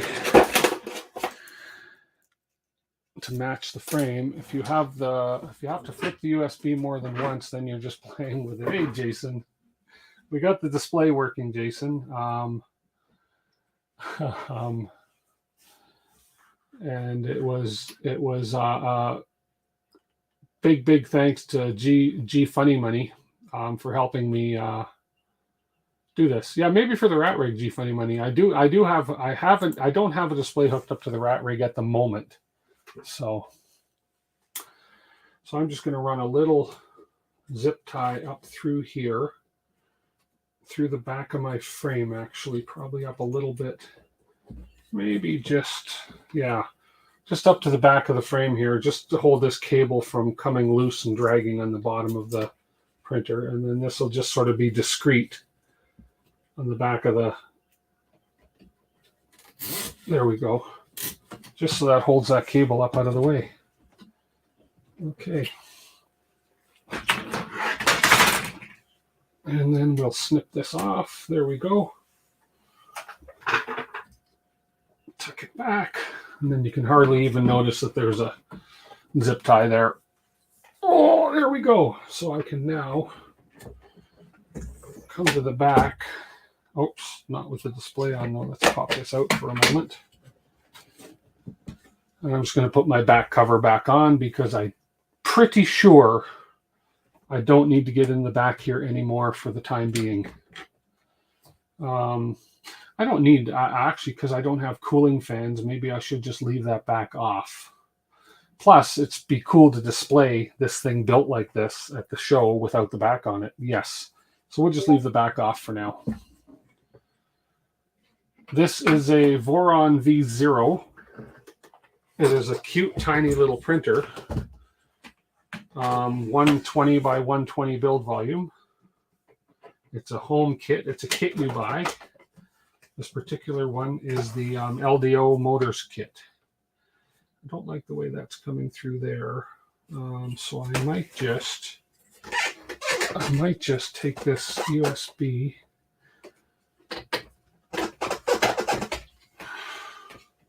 I think I'm just going to run this one hole further over.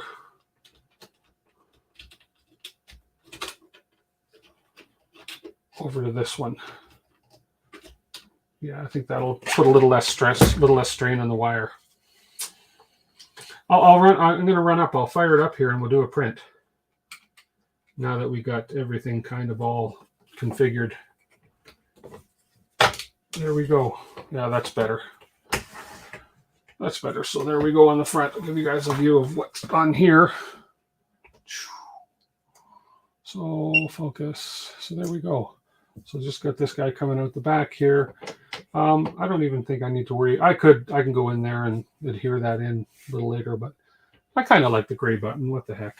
Matches the 80XL mount that I did here.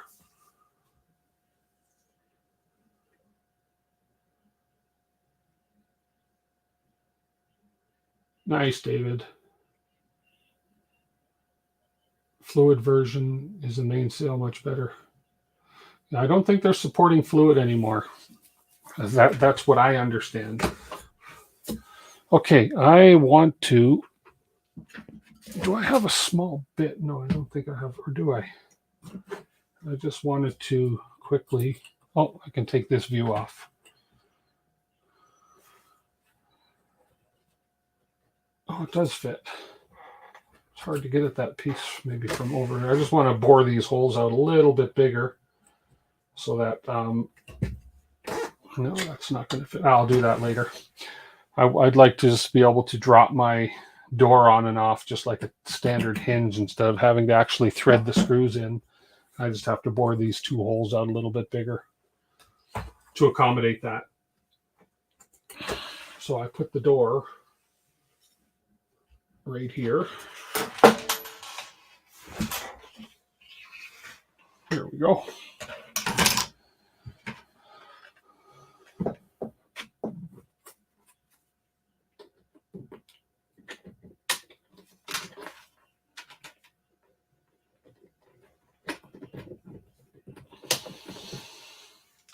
And the other screw on. Oh, that bottom one popped in, no problem. Ugh, top one still needs to be worn in a little bit. Let me just maybe force it. There we go. There we go. Looks good. I like that little display. A few people picked up the fluid project. Cool. Yeah, I think this has been in some speed printer tests. I tried a print earlier yesterday, and I tried cranking the speed up. The cooling wouldn't keep up with it. And plus it was like a 40-degree angle going up, so it wasn't the best print to do a speed test on. So, okay, let's throw a spool of filament on here. Where did I put my nice Percement royal blue blend? Beautiful blue filament here. Let's load this on. Let's power the printer on. Let's heat it up. Let's just print something quickly.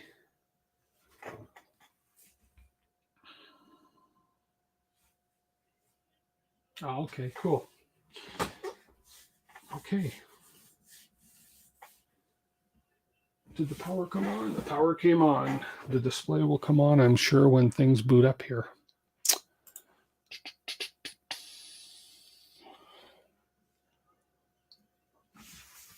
Jason?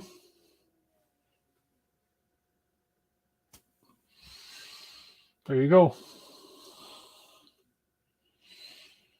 Looks blurry again. My head looks blurry.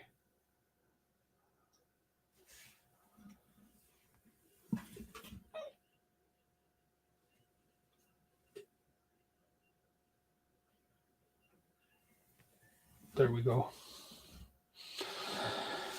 Okay, I'm gonna actually turn this camera on. I just want to see. Why is it not coming on? OBS is fussy with. Let's just check something here. OBS is fussy with some of my cameras. No, it's not coming on. What a shame. There we go. We have a display, so I should be able to go from here. Control, home all. Oh, look at that. Now, if I could just put an SD card in and do a print, I don't have to worry about... no, it's okay. And then if I go back, I should be able to control my temperature from here. Control temperature. Extruder. Let's crank it up to 215. Oh, this is cool. And then the bed will go to 65. Oh, this is cool. Okay, yeah. But really, that's great, but can you... you go ahead, Jason. Try it. Hey, non-fam, try it. The shirt is epic, yeah. That's because, and you probably don't know this, G Funny Money, but when I built the rat rig, I'm trying to remember the specific thing I was doing on the rat rig. Jason may remember. I don't know. It doesn't matter. But I was doing something on the rat rig. I was struggling, and Jason was on the stream helping me out with it because I was brand new to building these things, brand new to Clipper and all that. And Jason's got a lot of experience.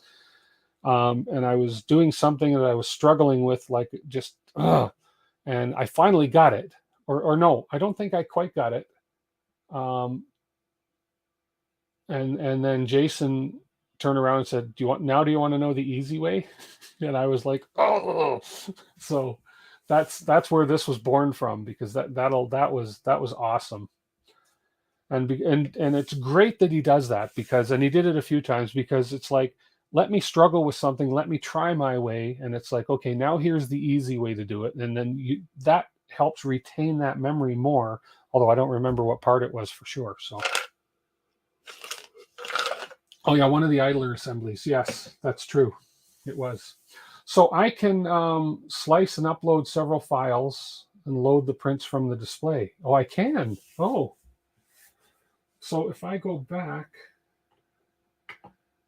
and I go, does this have a print command? Filament, setup, control, steppers off, no, fan speed, move 8, move 10, G32, mesh, park front. Oh, this has a lot of commands in it. Oh my goodness. I'm going to have to play with this a little bit. Filament, load filament slow. So let's load filament then. I think we're up to temperature. Yeah, we are at temperature.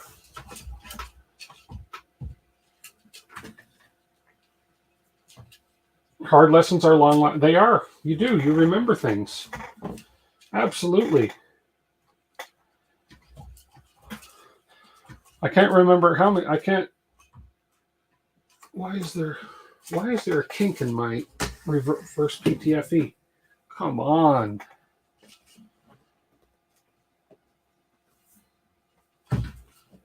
Obviously, I bent it when I was working down there. There we go. Fortunately, I got lots of this stuff and it's cheap.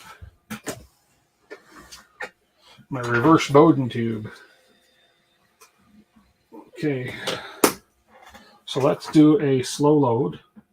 No, let's do a fast load. What the heck? Well, let's do a fast load.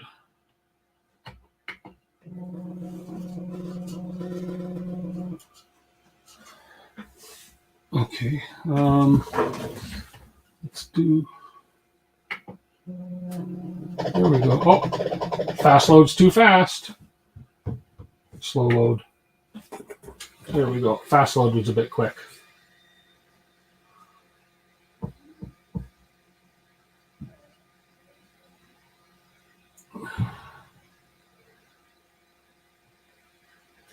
Fast load's good to get it down to the nozzle. Then you want to do a slow load to get it purging out of the nozzle. Okay, so we loaded filament. I saw a file here for printing somewhere. I'm just curious what it was. It was almost like it was preloaded. Here, I'm gonna let me share the menu with you guys. This is pretty cool. It's a really cool screen, and I can actually read it with without any assistance. There we go. So let's just, so we got Octoprint. Maybe that's what it was. Resume printing. No, I've got nothing printing, and I don't have Octoprint. SD card. Oh, there we go. ADXL V0. Oh, those are all the files that are on my. So these are actually living in my Pi right now. So these, I could actually unplug this machine, take it anywhere, and have access to all these files. Is that what you're saying? Seriously?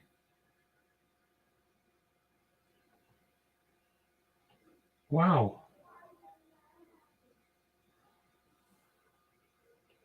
So I don't, even if I for some reason am unable to get this to work off my laptop, I can just come on in here, load pre-slice these files, load them into Clipper and through Mainsail, and all these files will be available to this even if it's not on the network. Wow. They're on the SD card on the Pi.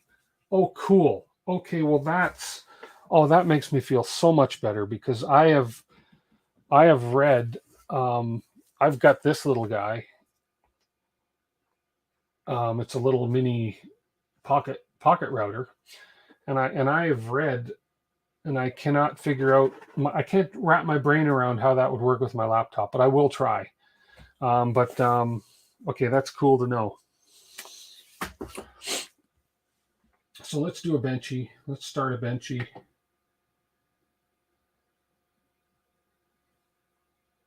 Are we starting? I hit start. Let's go back. We're heating up. Okay, we should start printing. That's good to know. Oh, that's a good idea too, Joe. Because really, it's reading the SD card in the Pi, make a micro SD extension, put it somewhere, and then I could actually print from a micro SD. Yeah, that's good. But I'd love to get it working on the laptop with a local network without connecting to the World Wide Webs. I don't think it took. Benchy doesn't want to start. Oh, start printing. He didn't tell me I had hit start printing. Okay, here.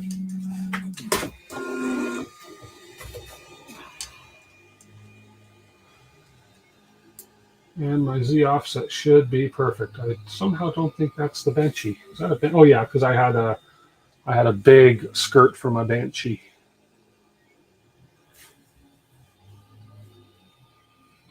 The LED in the display is working, Jason, and it's bright. If can you tell on the camera? No, it's hard to tell on the camera. It is working and it's bright. Like it shines bright pink through that clear transparent cover. It looks cool. I see why you suggested I use a transparent filament. So here we go.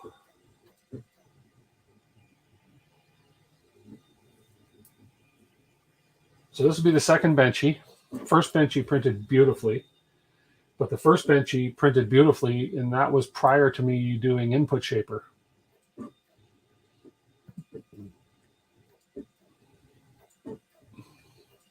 The only shame is that my 80XL covers up the Voron logo, but that's okay. I could always remove it if I chose to, but it's just so beautiful looking.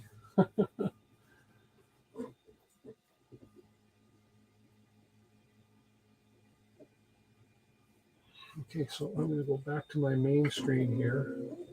I can tune as I'm going, speed, flow. So on this little screen, I can zoom speed, flow. I can adjust my Z offset. So I can adjust the 3 items, speed, flow, and offset.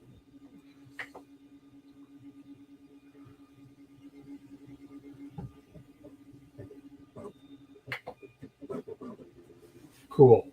And then as it's printing, I'll show you the screen now. There's the information as it's printing. Okay, so I can go in and I can tune. Under tune, I can do speed, flow, and offset. I don't have to touch my offset because I've set it pretty good in the in the printer config. And then yeah, so it gives us this information as it's printing. So the location of our X, Y, and our Z, our fan speed, our time printed, and the percentage done. So, and our temperatures.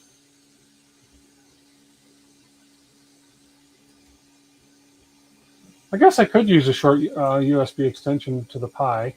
I want to be able to actually open up Mainsail on my laptop and just show people how it kind of connects. Not that anybody will care. 80XL permanently installed may not allow full Y travel to the front plate as it may hit the door. Oh, good point. That's a good point. So what I'll do then, I'll just cut out a slot. I'll just cut the plate short. No, I'm just kidding. It doesn't have to be permanent installed, I suppose. Actually, one could just do some plugs up here, unplug it, and have a parking spot for it. Just I don't have to undo the wiring all the way back to the Pi, but I could just unplug it from the front and just make a little harness that it holds everything in place so that when I want to use it, I just swing it down and plug it in. There's a thought. I never thought of that Zenbender actually interfering with the Y travel. That's a great point. That is a great point.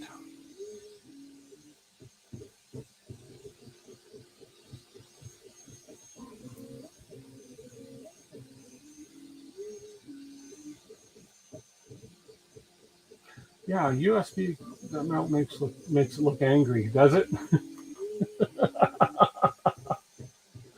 Yeah, I may redo that. I think I like what Zenbender said. It makes perfect sense. If I want to come up more towards the front of the Y, it may. I'm just looking, and yeah, it probably will impact the glass. The 80XL itself, without the wiring, is fine. It comes under the glass, but the wiring loom, unless I bend those pins, and I don't want to bend those pins, I'd rather unplug it and have a parking spot for it. Yeah. So this is printing at a base speed of 100 millimeters a second, and it's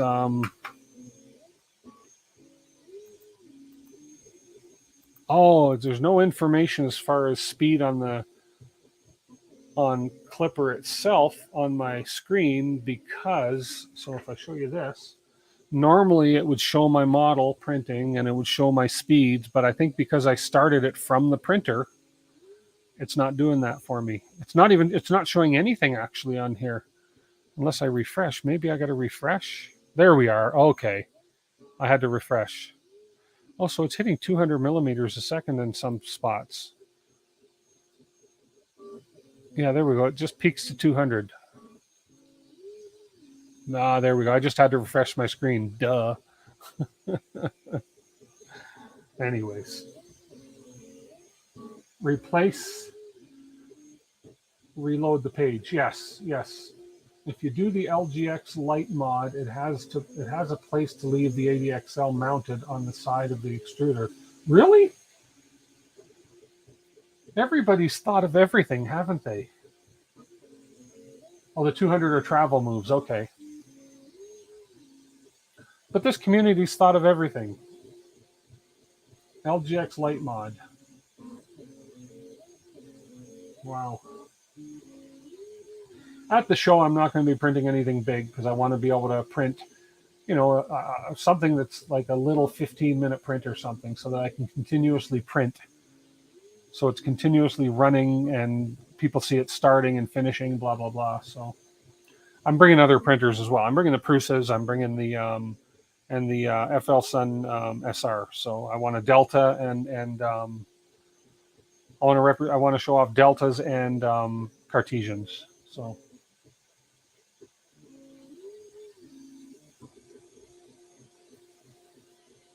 This thing prints nice, though. Oh, it prints nice. A stealth burner for the V01. Now, what the heck is a stealth burner? Is that a different hot end? All these Voron terms I'm learning. Let's see. I should put the ELP up in the corner here so that people actually know I'm actually still here. You should print a small network switch so you can network into your printers. Really? I was originally going to bring my rat rig, but my goodness, it's massive to move. And I'd have to bring a table to sit it on because I wouldn't want to put it on one of those small plastic tables. It would just shake too much. Updated tool head with improved airflow. Okay.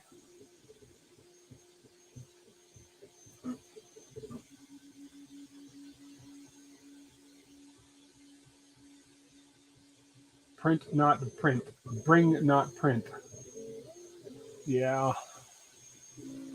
I want to be printing something on every printer that's there.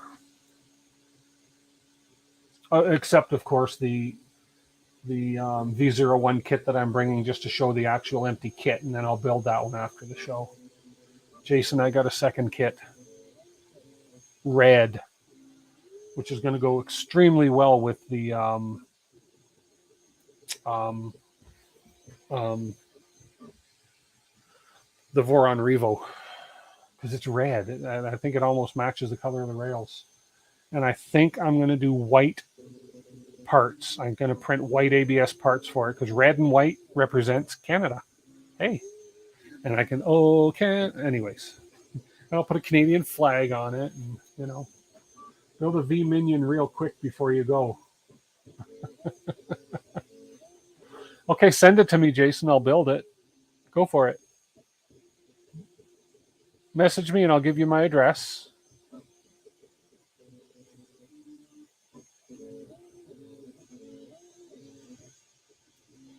So for giveaways, I'm bringing some carabiners that I've printed. I've got about 60 or 70 of them. I'm giving away some shopping cart keys. So instead of putting $1 in your shopping cart, you just put this key in.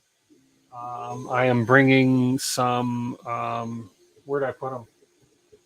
I'm bringing some annoying bird whistles. I saw, which one? This one's got water in it. Maker's Muse did a video about loud whistles and stuff. So I printed a bunch of these based on that. This is a water whistle, okay? And I'm going to be giving these out. I'm still debating whether I want to bring water to put them in them for the people. But because this is what they sound like. If you're wearing headphones, beware. Like, I'm going to give you 3 seconds to turn your headphones down or something. This is loud. So this is what these sound like. Oh, needs more water in it. Hang on. Needs a bit more water.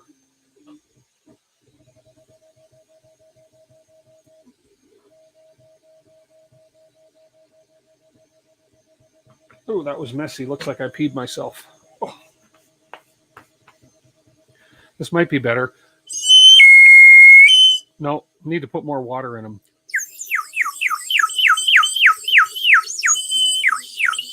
You kind of get the idea. Anyways, they're loud, but they're small. They're small. They're a fast print. And I think I'm going to print a bunch of these. I could probably fit 100 of these on my rat rig bed. So I'm going to print a couple beds full and just give them out. And then have parents thank me later. Anyways. And then, of course, some stickers.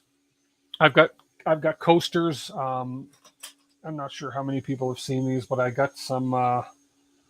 The red is terrible on this. Oh, that's the better red. It's the lighting kills it, but I've got Do It 3D coasters. I got 50 of these. I'll be giving some of these out at the show. Okay, those are printed coasters, and then I've got some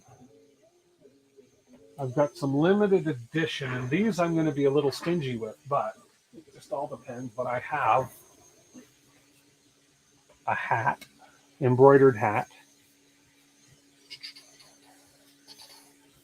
So, and then I'm not giving away shirts, but I've got some embroidered shirts coming so that I can have my logo on my shirt at the show.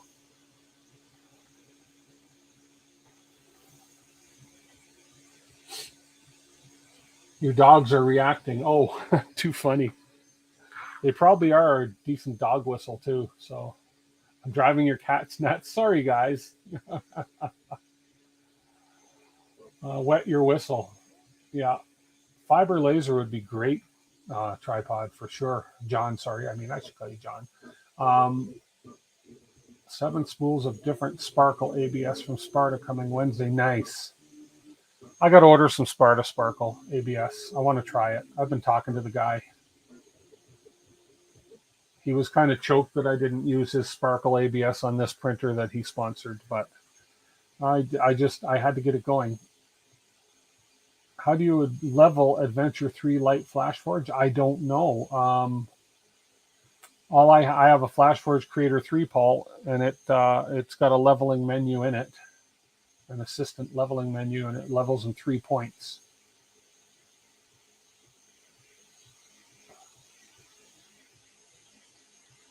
Oh, that'd be great. Bring Bear and have him give out treats.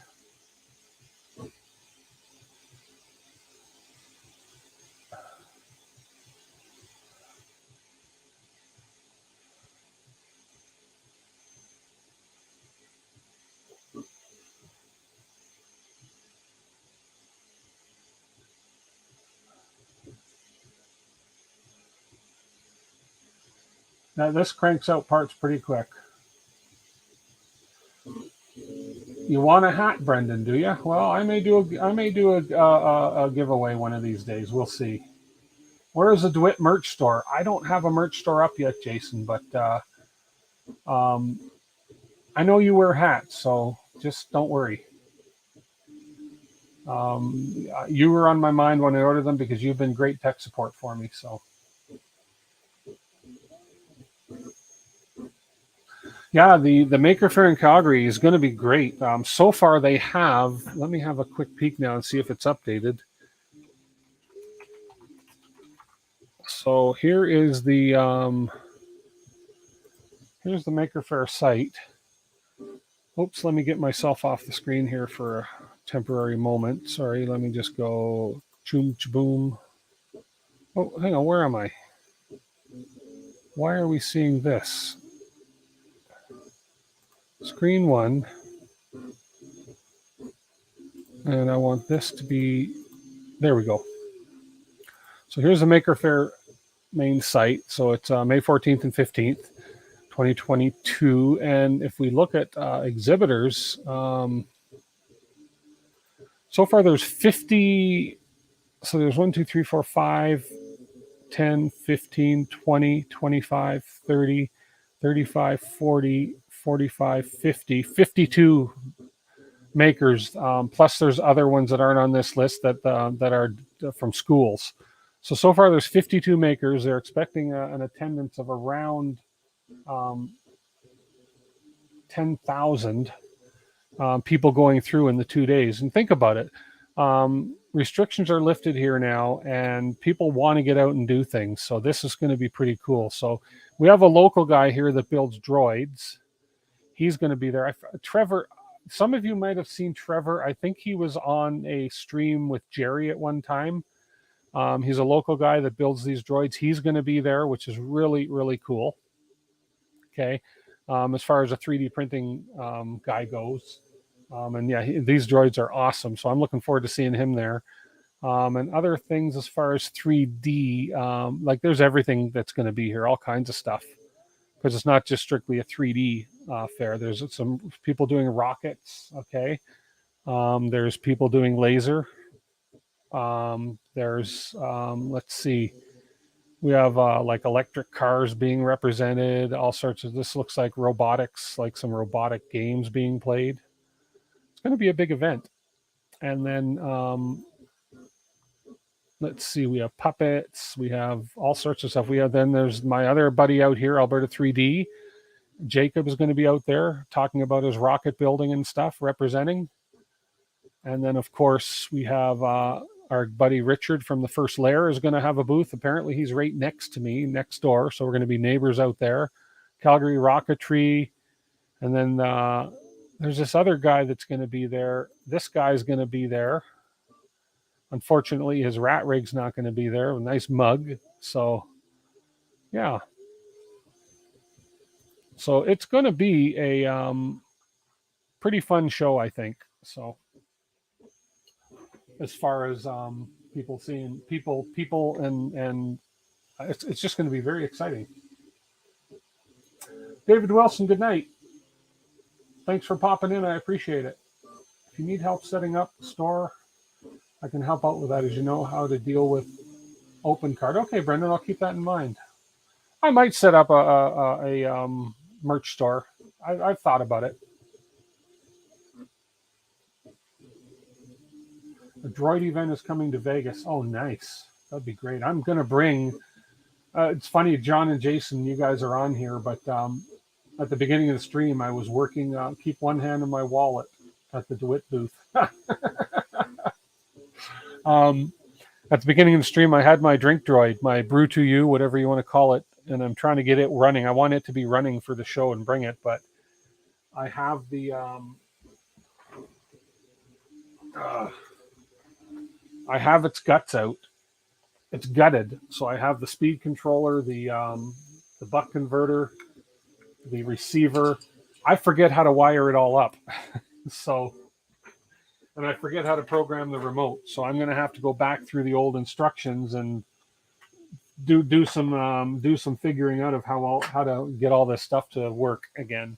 It's been too long. I haven't used it in long enough, and I know I unplugged the batteries, unplugged everything, and now I can't figure out how to wire it up again. So, but I want to bring that one, and I'm going to bring this little guy behind me, Eggbot, I think he's called, with the lights. So I want to bring the two of them. Hopefully have them working. I've got 2 weeks to figure out how to get them working. And I've got 2 weeks to figure out a lot of stuff. So far, Benchy's pretty good. We got some layer lines showing on the side, but this camera shows everything. I'm not going to go by that. I think by my naked eye, it looks great. And yes, my eye is naked. I'll show you the first droid refresher if you need. Yeah, maybe we will. We'll see. That might be a good idea. I was looking at it and I was going, I know how to plug the battery in. I know how to plug the motors in. And I know how to plug a few of the servos in, but then I thought, why do I have an extra white and yellow wire coming out of my speed controller? What are those? Anyways, we'll go over it. I know it works because I've had it running. So I'll just show you guys. This is my first benchy. Let's focus in on it. So there's my first benchy I ran on this thing last week, and it was pretty decent if you ask me. This is no cleanup, nothing. This is straight off the printer. This was the first benchy printed on this printer, I believe. Yeah. So you can read the back, but it's just because of the sparkle filament. It's not the best. But yeah, this guy turned out really, really nice. Even the little top smokestack. And this printed in 45 minutes. So it was very, very cool. It's presentable. Thanks, Jason. You've seen better, right? Yeah, let's get back onto this. It's presentable. I'll be bringing them. And I'm also bringing my nozzle models to the show, too. So I've got a 10 by 10 booth. So I've got a lot of room. I'll have 2 tables. Jason M. only prints benchies. You guys are funny. Let's see. We have 5 Twitchers and 18 YouTubers. Awesome. Awesome. Hit that like button, guys, if you haven't yet. Let's see. What do we have? 15 likes. Here, I'm going to hit it and make it 16. I shouldn't have to like my own stream. And we have Twitchers.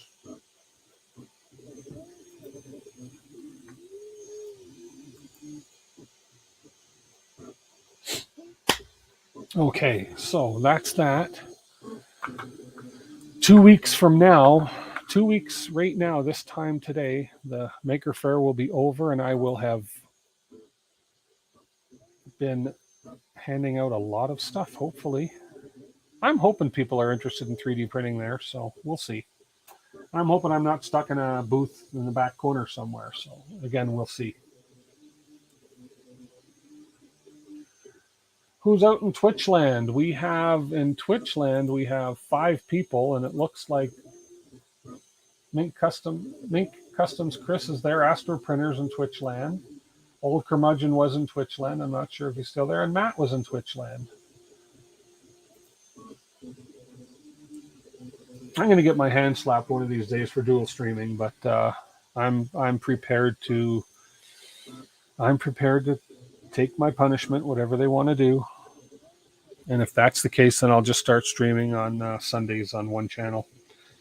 I need to design myself. I cannot find on Thingiverse or Prusa printers or whatever they're called now. I can't find a decent. I want a model where I can hold my micro SD cards, my SD cards, my USB thumb drives, and my pens and my Sharpies. So I think I'm going to design myself up something that holds everything I want it to hold. So I've been using this little guy from Clockworks, and it's okay, but doesn't hold nearly what I need it to. So I got to design one of them up. Another project. You don't think dual streaming is against any rules anymore? Okay, cool. But it's taking more profits from you. Oh, okay. Fair enough. I don't care. I don't make money on Twitch, so I'm not overly worried about that.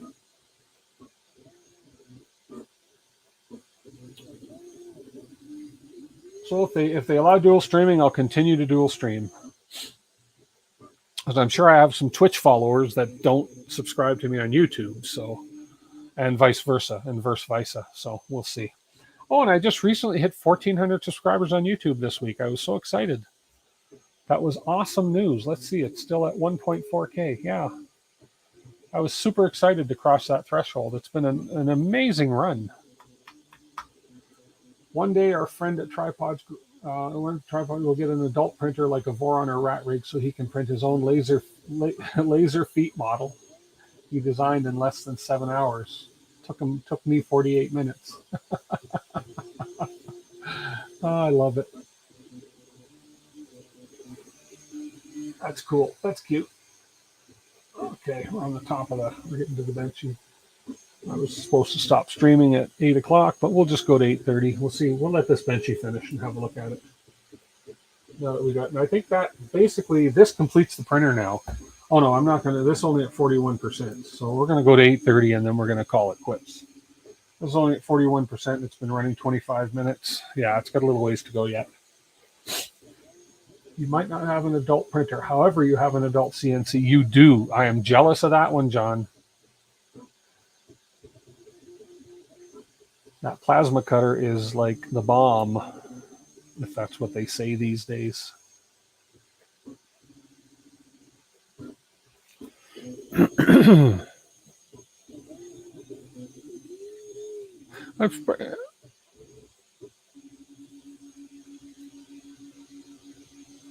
So I'm running acceleration at 5,000. My pressure advance is running at 0.061. You get all kinds of information on the clipper screen, on the mainsail screen. So I can adjust velocity on the go, acceleration, square corner velocity, max accel to decel, smooth time, which I don't think I would touch, and pressure advance, which I probably would never touch, but those are all available. I don't recall that those are available on my Rat Rig screen, but I think Rat Rig's running a different version of mainsail. And then I can adjust my fans, et cetera, et cetera. So, but man, the temperature stays very steady. And yeah, you're looking at the Raspberry Pi, it's running at 47 degrees Celsius right now. And the main board is running at 40 degrees, basically, Celsius, which is pretty warm. So I don't think I want to put that back panel on. I think I'd rather have the airflow. And I do have a Raspberry Pi fan I may put on, or I may just mount a fan back there. I could mount a 5-volt fan, run it off of my off of the other little converter there, and run a fan just blowing across everything, because those are getting pretty warm. So. Set speed factor to 200%. No, and ruin this perfectly good benchy that's printing. Okay, who wants me to crank it to 200%? If more than one person wants me to crank it to 200%, I will. But I don't think the cooling will keep up.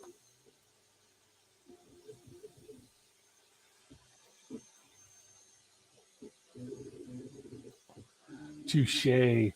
We're printing at 100 millimeters a second. Jason wants me to crank it to 200. One more person asked me to crank it. I will. I don't know what YOLO means.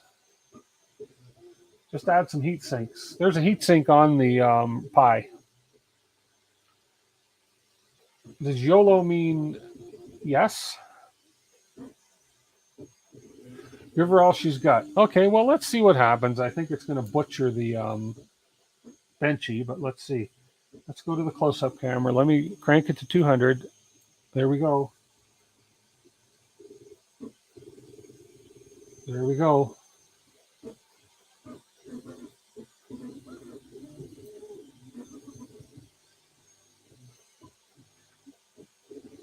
$200.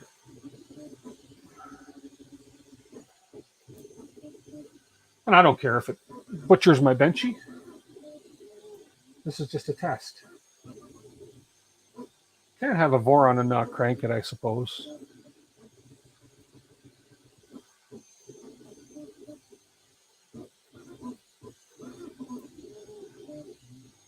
It is going good.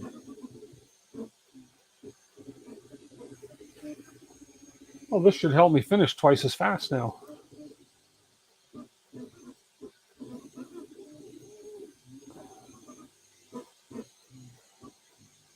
Now, okay, silly question. Now, when you crank it to 200%, is there any need to touch the extrusion factor? Probably not.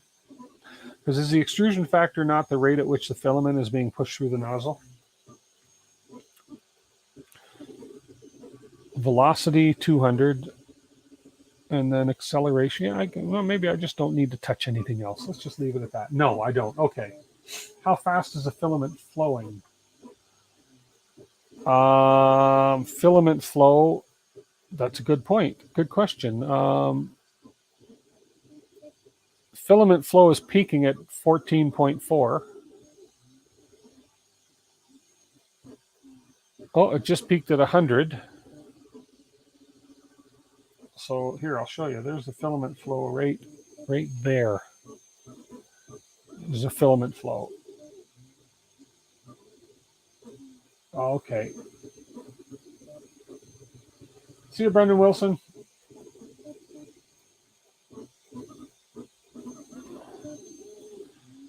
So we have, yeah, the filament. I don't know. I'd like to see averages, but it peaked at like 100. It's 105. It just did there, and it's all over the place depending on where it's printing, obviously. So, and yeah, we have the extrusion factor at 100% there, which is fine. Yeah, velocity. I don't need to touch any of this stuff right here. I can do that in the slicer too as well. And there we go. Speed is going to peak at 200 now, 196. Depends on where it's printing. Okay. Let's get back to the exciting part though.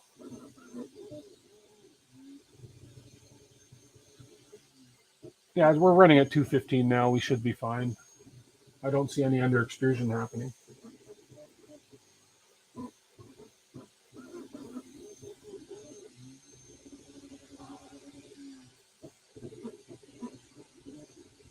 Tiny, tiny, tiny string in there, but for the most part, no stringing.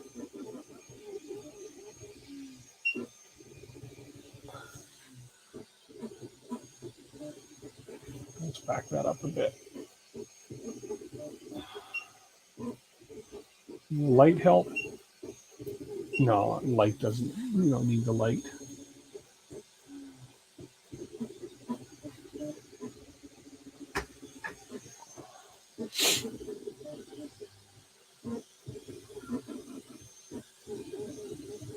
Okay.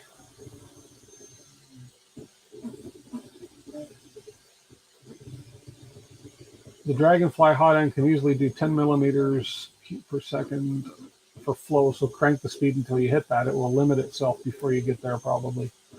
So I can crank the speed a little more. Okay. Let's go 250. See what 250 does. 250%.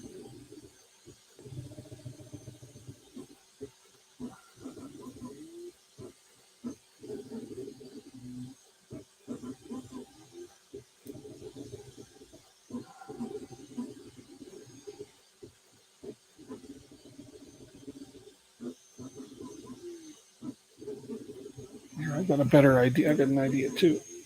I got a little better camera here.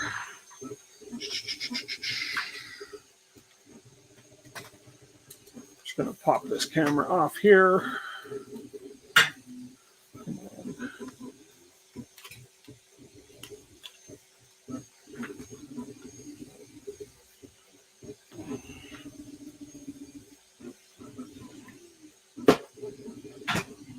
Where's my other tripod? Here we are. Where are you, tripod? Not you, John.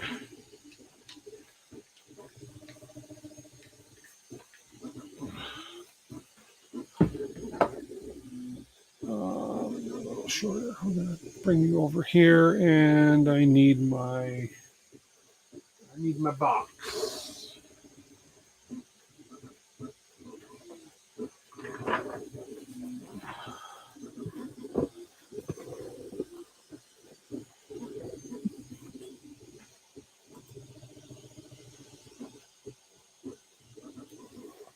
Your acceleration will limit it. Bump up the acceleration. Oh, okay.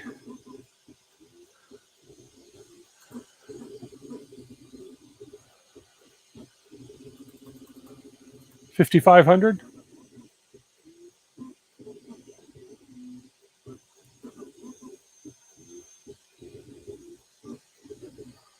It was at 5. I bumped it up to 5,500.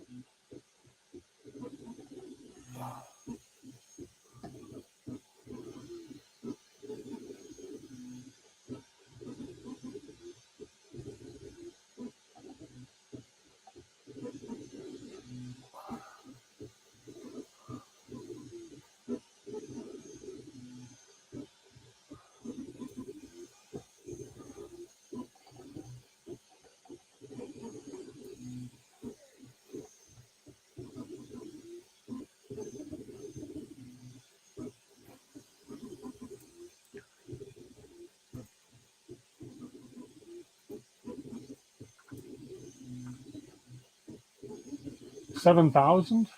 Accel to decel should be half of the acceleration. Okay, accel to decel is 2,500.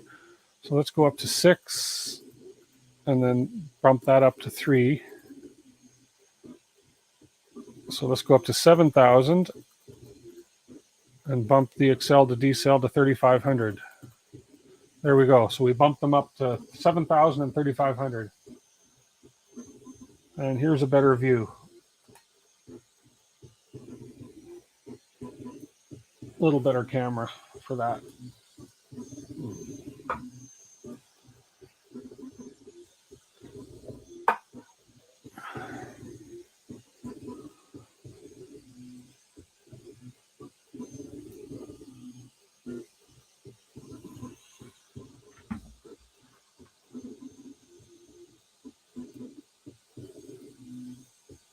Hey, Andrew Osmond. Nice color. It is actually, it's not even really showing the good, true color of this. It's actually, it's Prusament, it's Prusament Royal Blue blended, PLA.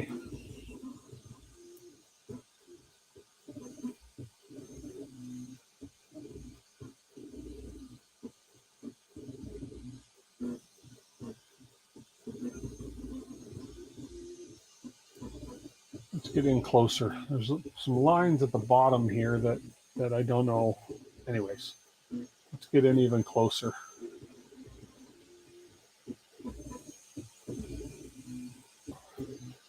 I can get you in pretty tight here.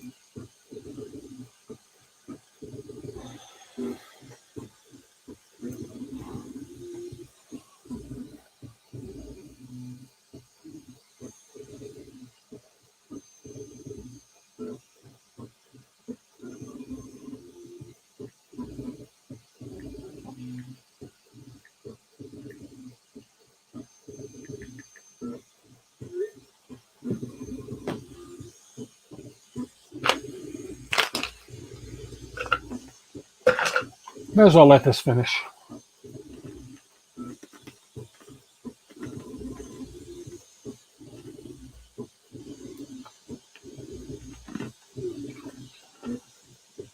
It does look better.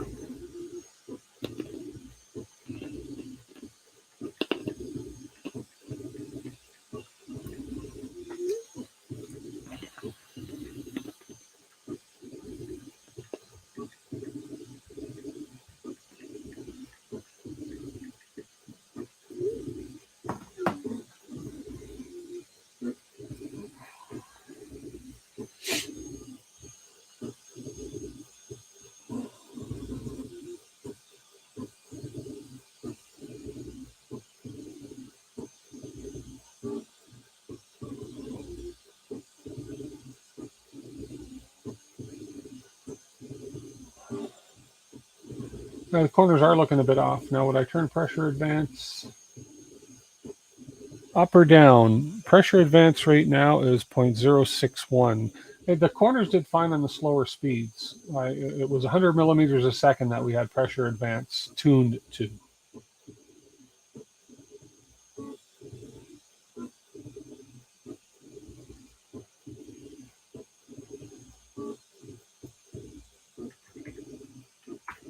Temperature bumped.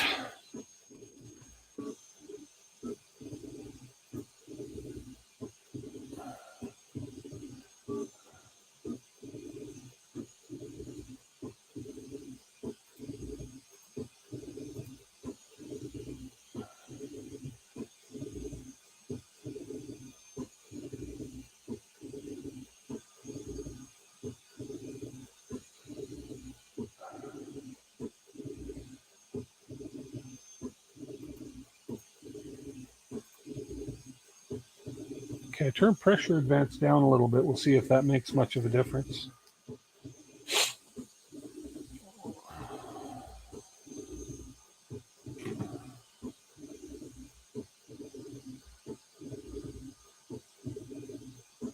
$10,000, $5,000? Seriously? Okay.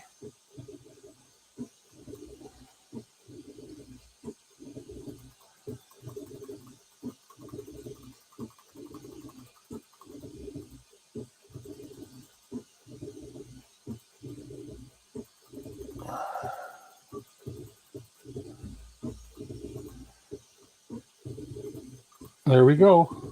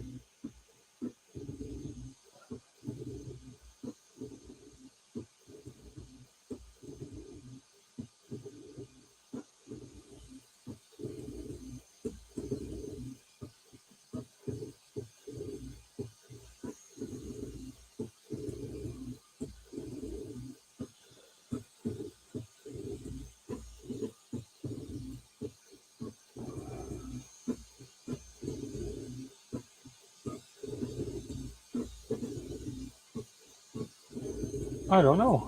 Oh, there's where we're going to see some issues now. There we go in the bridging.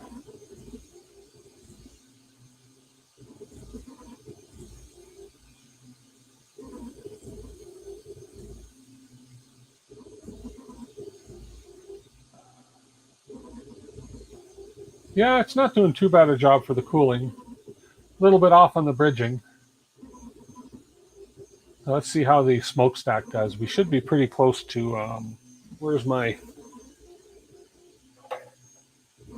Oh, yeah.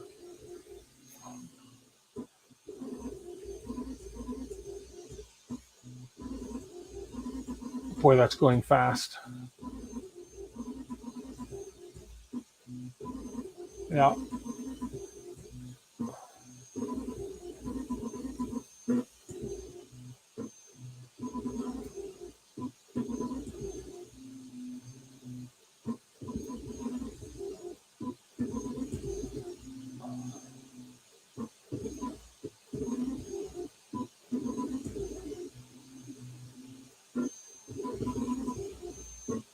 Okay.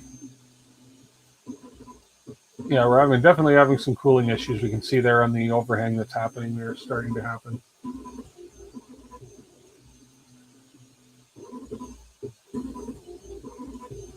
I'll be surprised if it doesn't fail here soon. We're on that angle.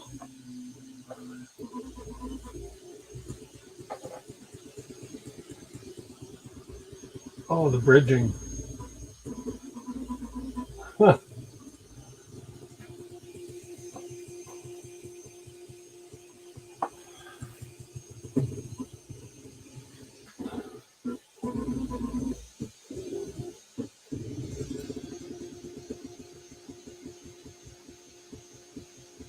Starting to get ugly.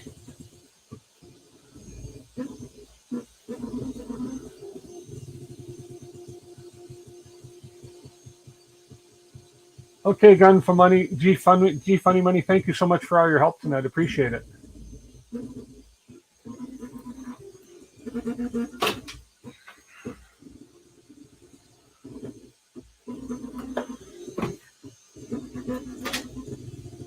Let's see if there's any power left in this thing.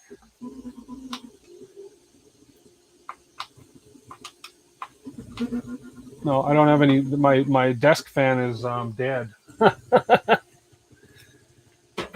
I can't add any more cooling to it right now. We'll just let it go and see what happens.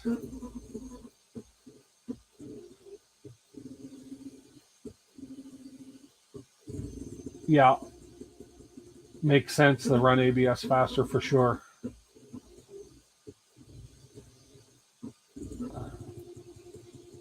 You think it'll finish stuff? We'll see. It's going to be ugly as sin on the top, but let's see if it finishes.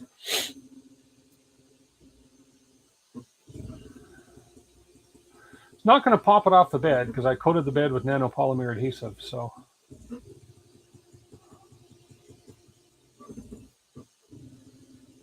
I don't think the smokestack's going to look too pretty though.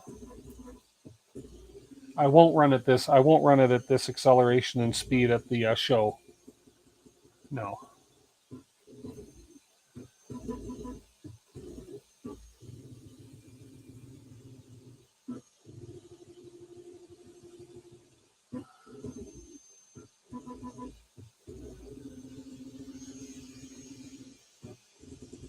Yeah, let's get a real close look at the smokestack when it does it. Oh, layer shift.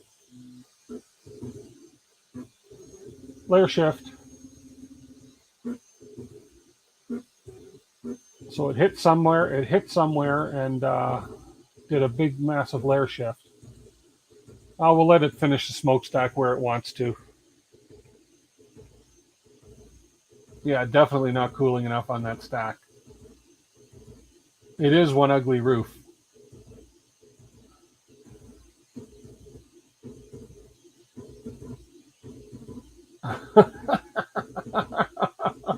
It's like the Blob. Abstract Benchy, yeah. I'll bring this to the show and say, this is the quality you can get out of this printer. Hang on, let's focus in on the perfect Benchy. It was fine up until a certain point. Oh, look, and it's still squishy. It's still pretty hot. Play-Doh stack. Oh, that's funny. Yeah, so we had a little layer shift happen, obviously. A major layer shift because the smokestack is right over to the side. Here, let's cool it off and call it a day. We'll have that's kind of funny. That's kind of really funny, actually. So, yeah, we had a pretty good layer shift if you look at the top there where the smokestack should have been. So it hit something. I heard it go zzz. It hit something and caused the belts to skip. So, I'll definitely keep this guy. It is special, but I mean, really, when you think about it. Okay, let's look at it prior to going nuts with it. So prior to going nuts, it's not bad. The bottom layer was good, and we were doing okay. We didn't heat up the filament up here, but that's where you can see we started going really fast up here without heating up the filament.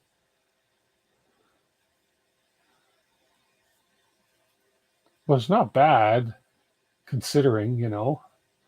And it did pretty good until we decided to crank the speed. It's a fun one. It is for science. I agree. I'm going to keep this. I'll post this on Hot Makes or something. So it's all good. It's all fun. But we accomplished a lot tonight with this printer, getting the display done, and that was awesome. That was super, super awesome. Yeah, love this little printer. It's going to be nice to have two of them around, and it's going to be nice they'll be great for printing parts. As I said at the beginning of the stream, I'm going to consider being a Voron part printer for people in Canada because apparently there's only one around. So, and I could represent. Anyways, but I would print them on the Flash Forge. I could get so many more parts up on it. But there we go. Done. I'm going to modify the 80XL so I can unplug it and plug it in and have the wire go where it's got to go. Let's power that off. We did cool down to a decent 153 on the bed, so it's fine turning that off. There we go. That's it. That's all. Way past my stream time. So, okay, Apprentice, thank you. I'm gonna hang it up for the night. So thanks everybody for watching. I totally appreciate it. Appreciate everybody's help, and we'll catch you guys next Sunday, and during the week, whatever happens, happens. So thank you so much.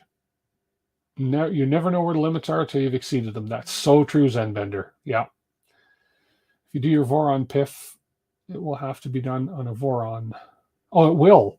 Oh, okay. Fair enough. I could then I'll do them on these. That's fine. I did not know that. Okay, guys, listen, we will talk to you guys later. And again, thank you so much, everybody, for hanging out as far as you did. Thank you for the super chat that I received, and everything is greatly appreciated. We'll see you guys next Sunday when on Doing It with DeWitt. So take care. Have a wonderful week. Stay safe, everybody. Bye for now.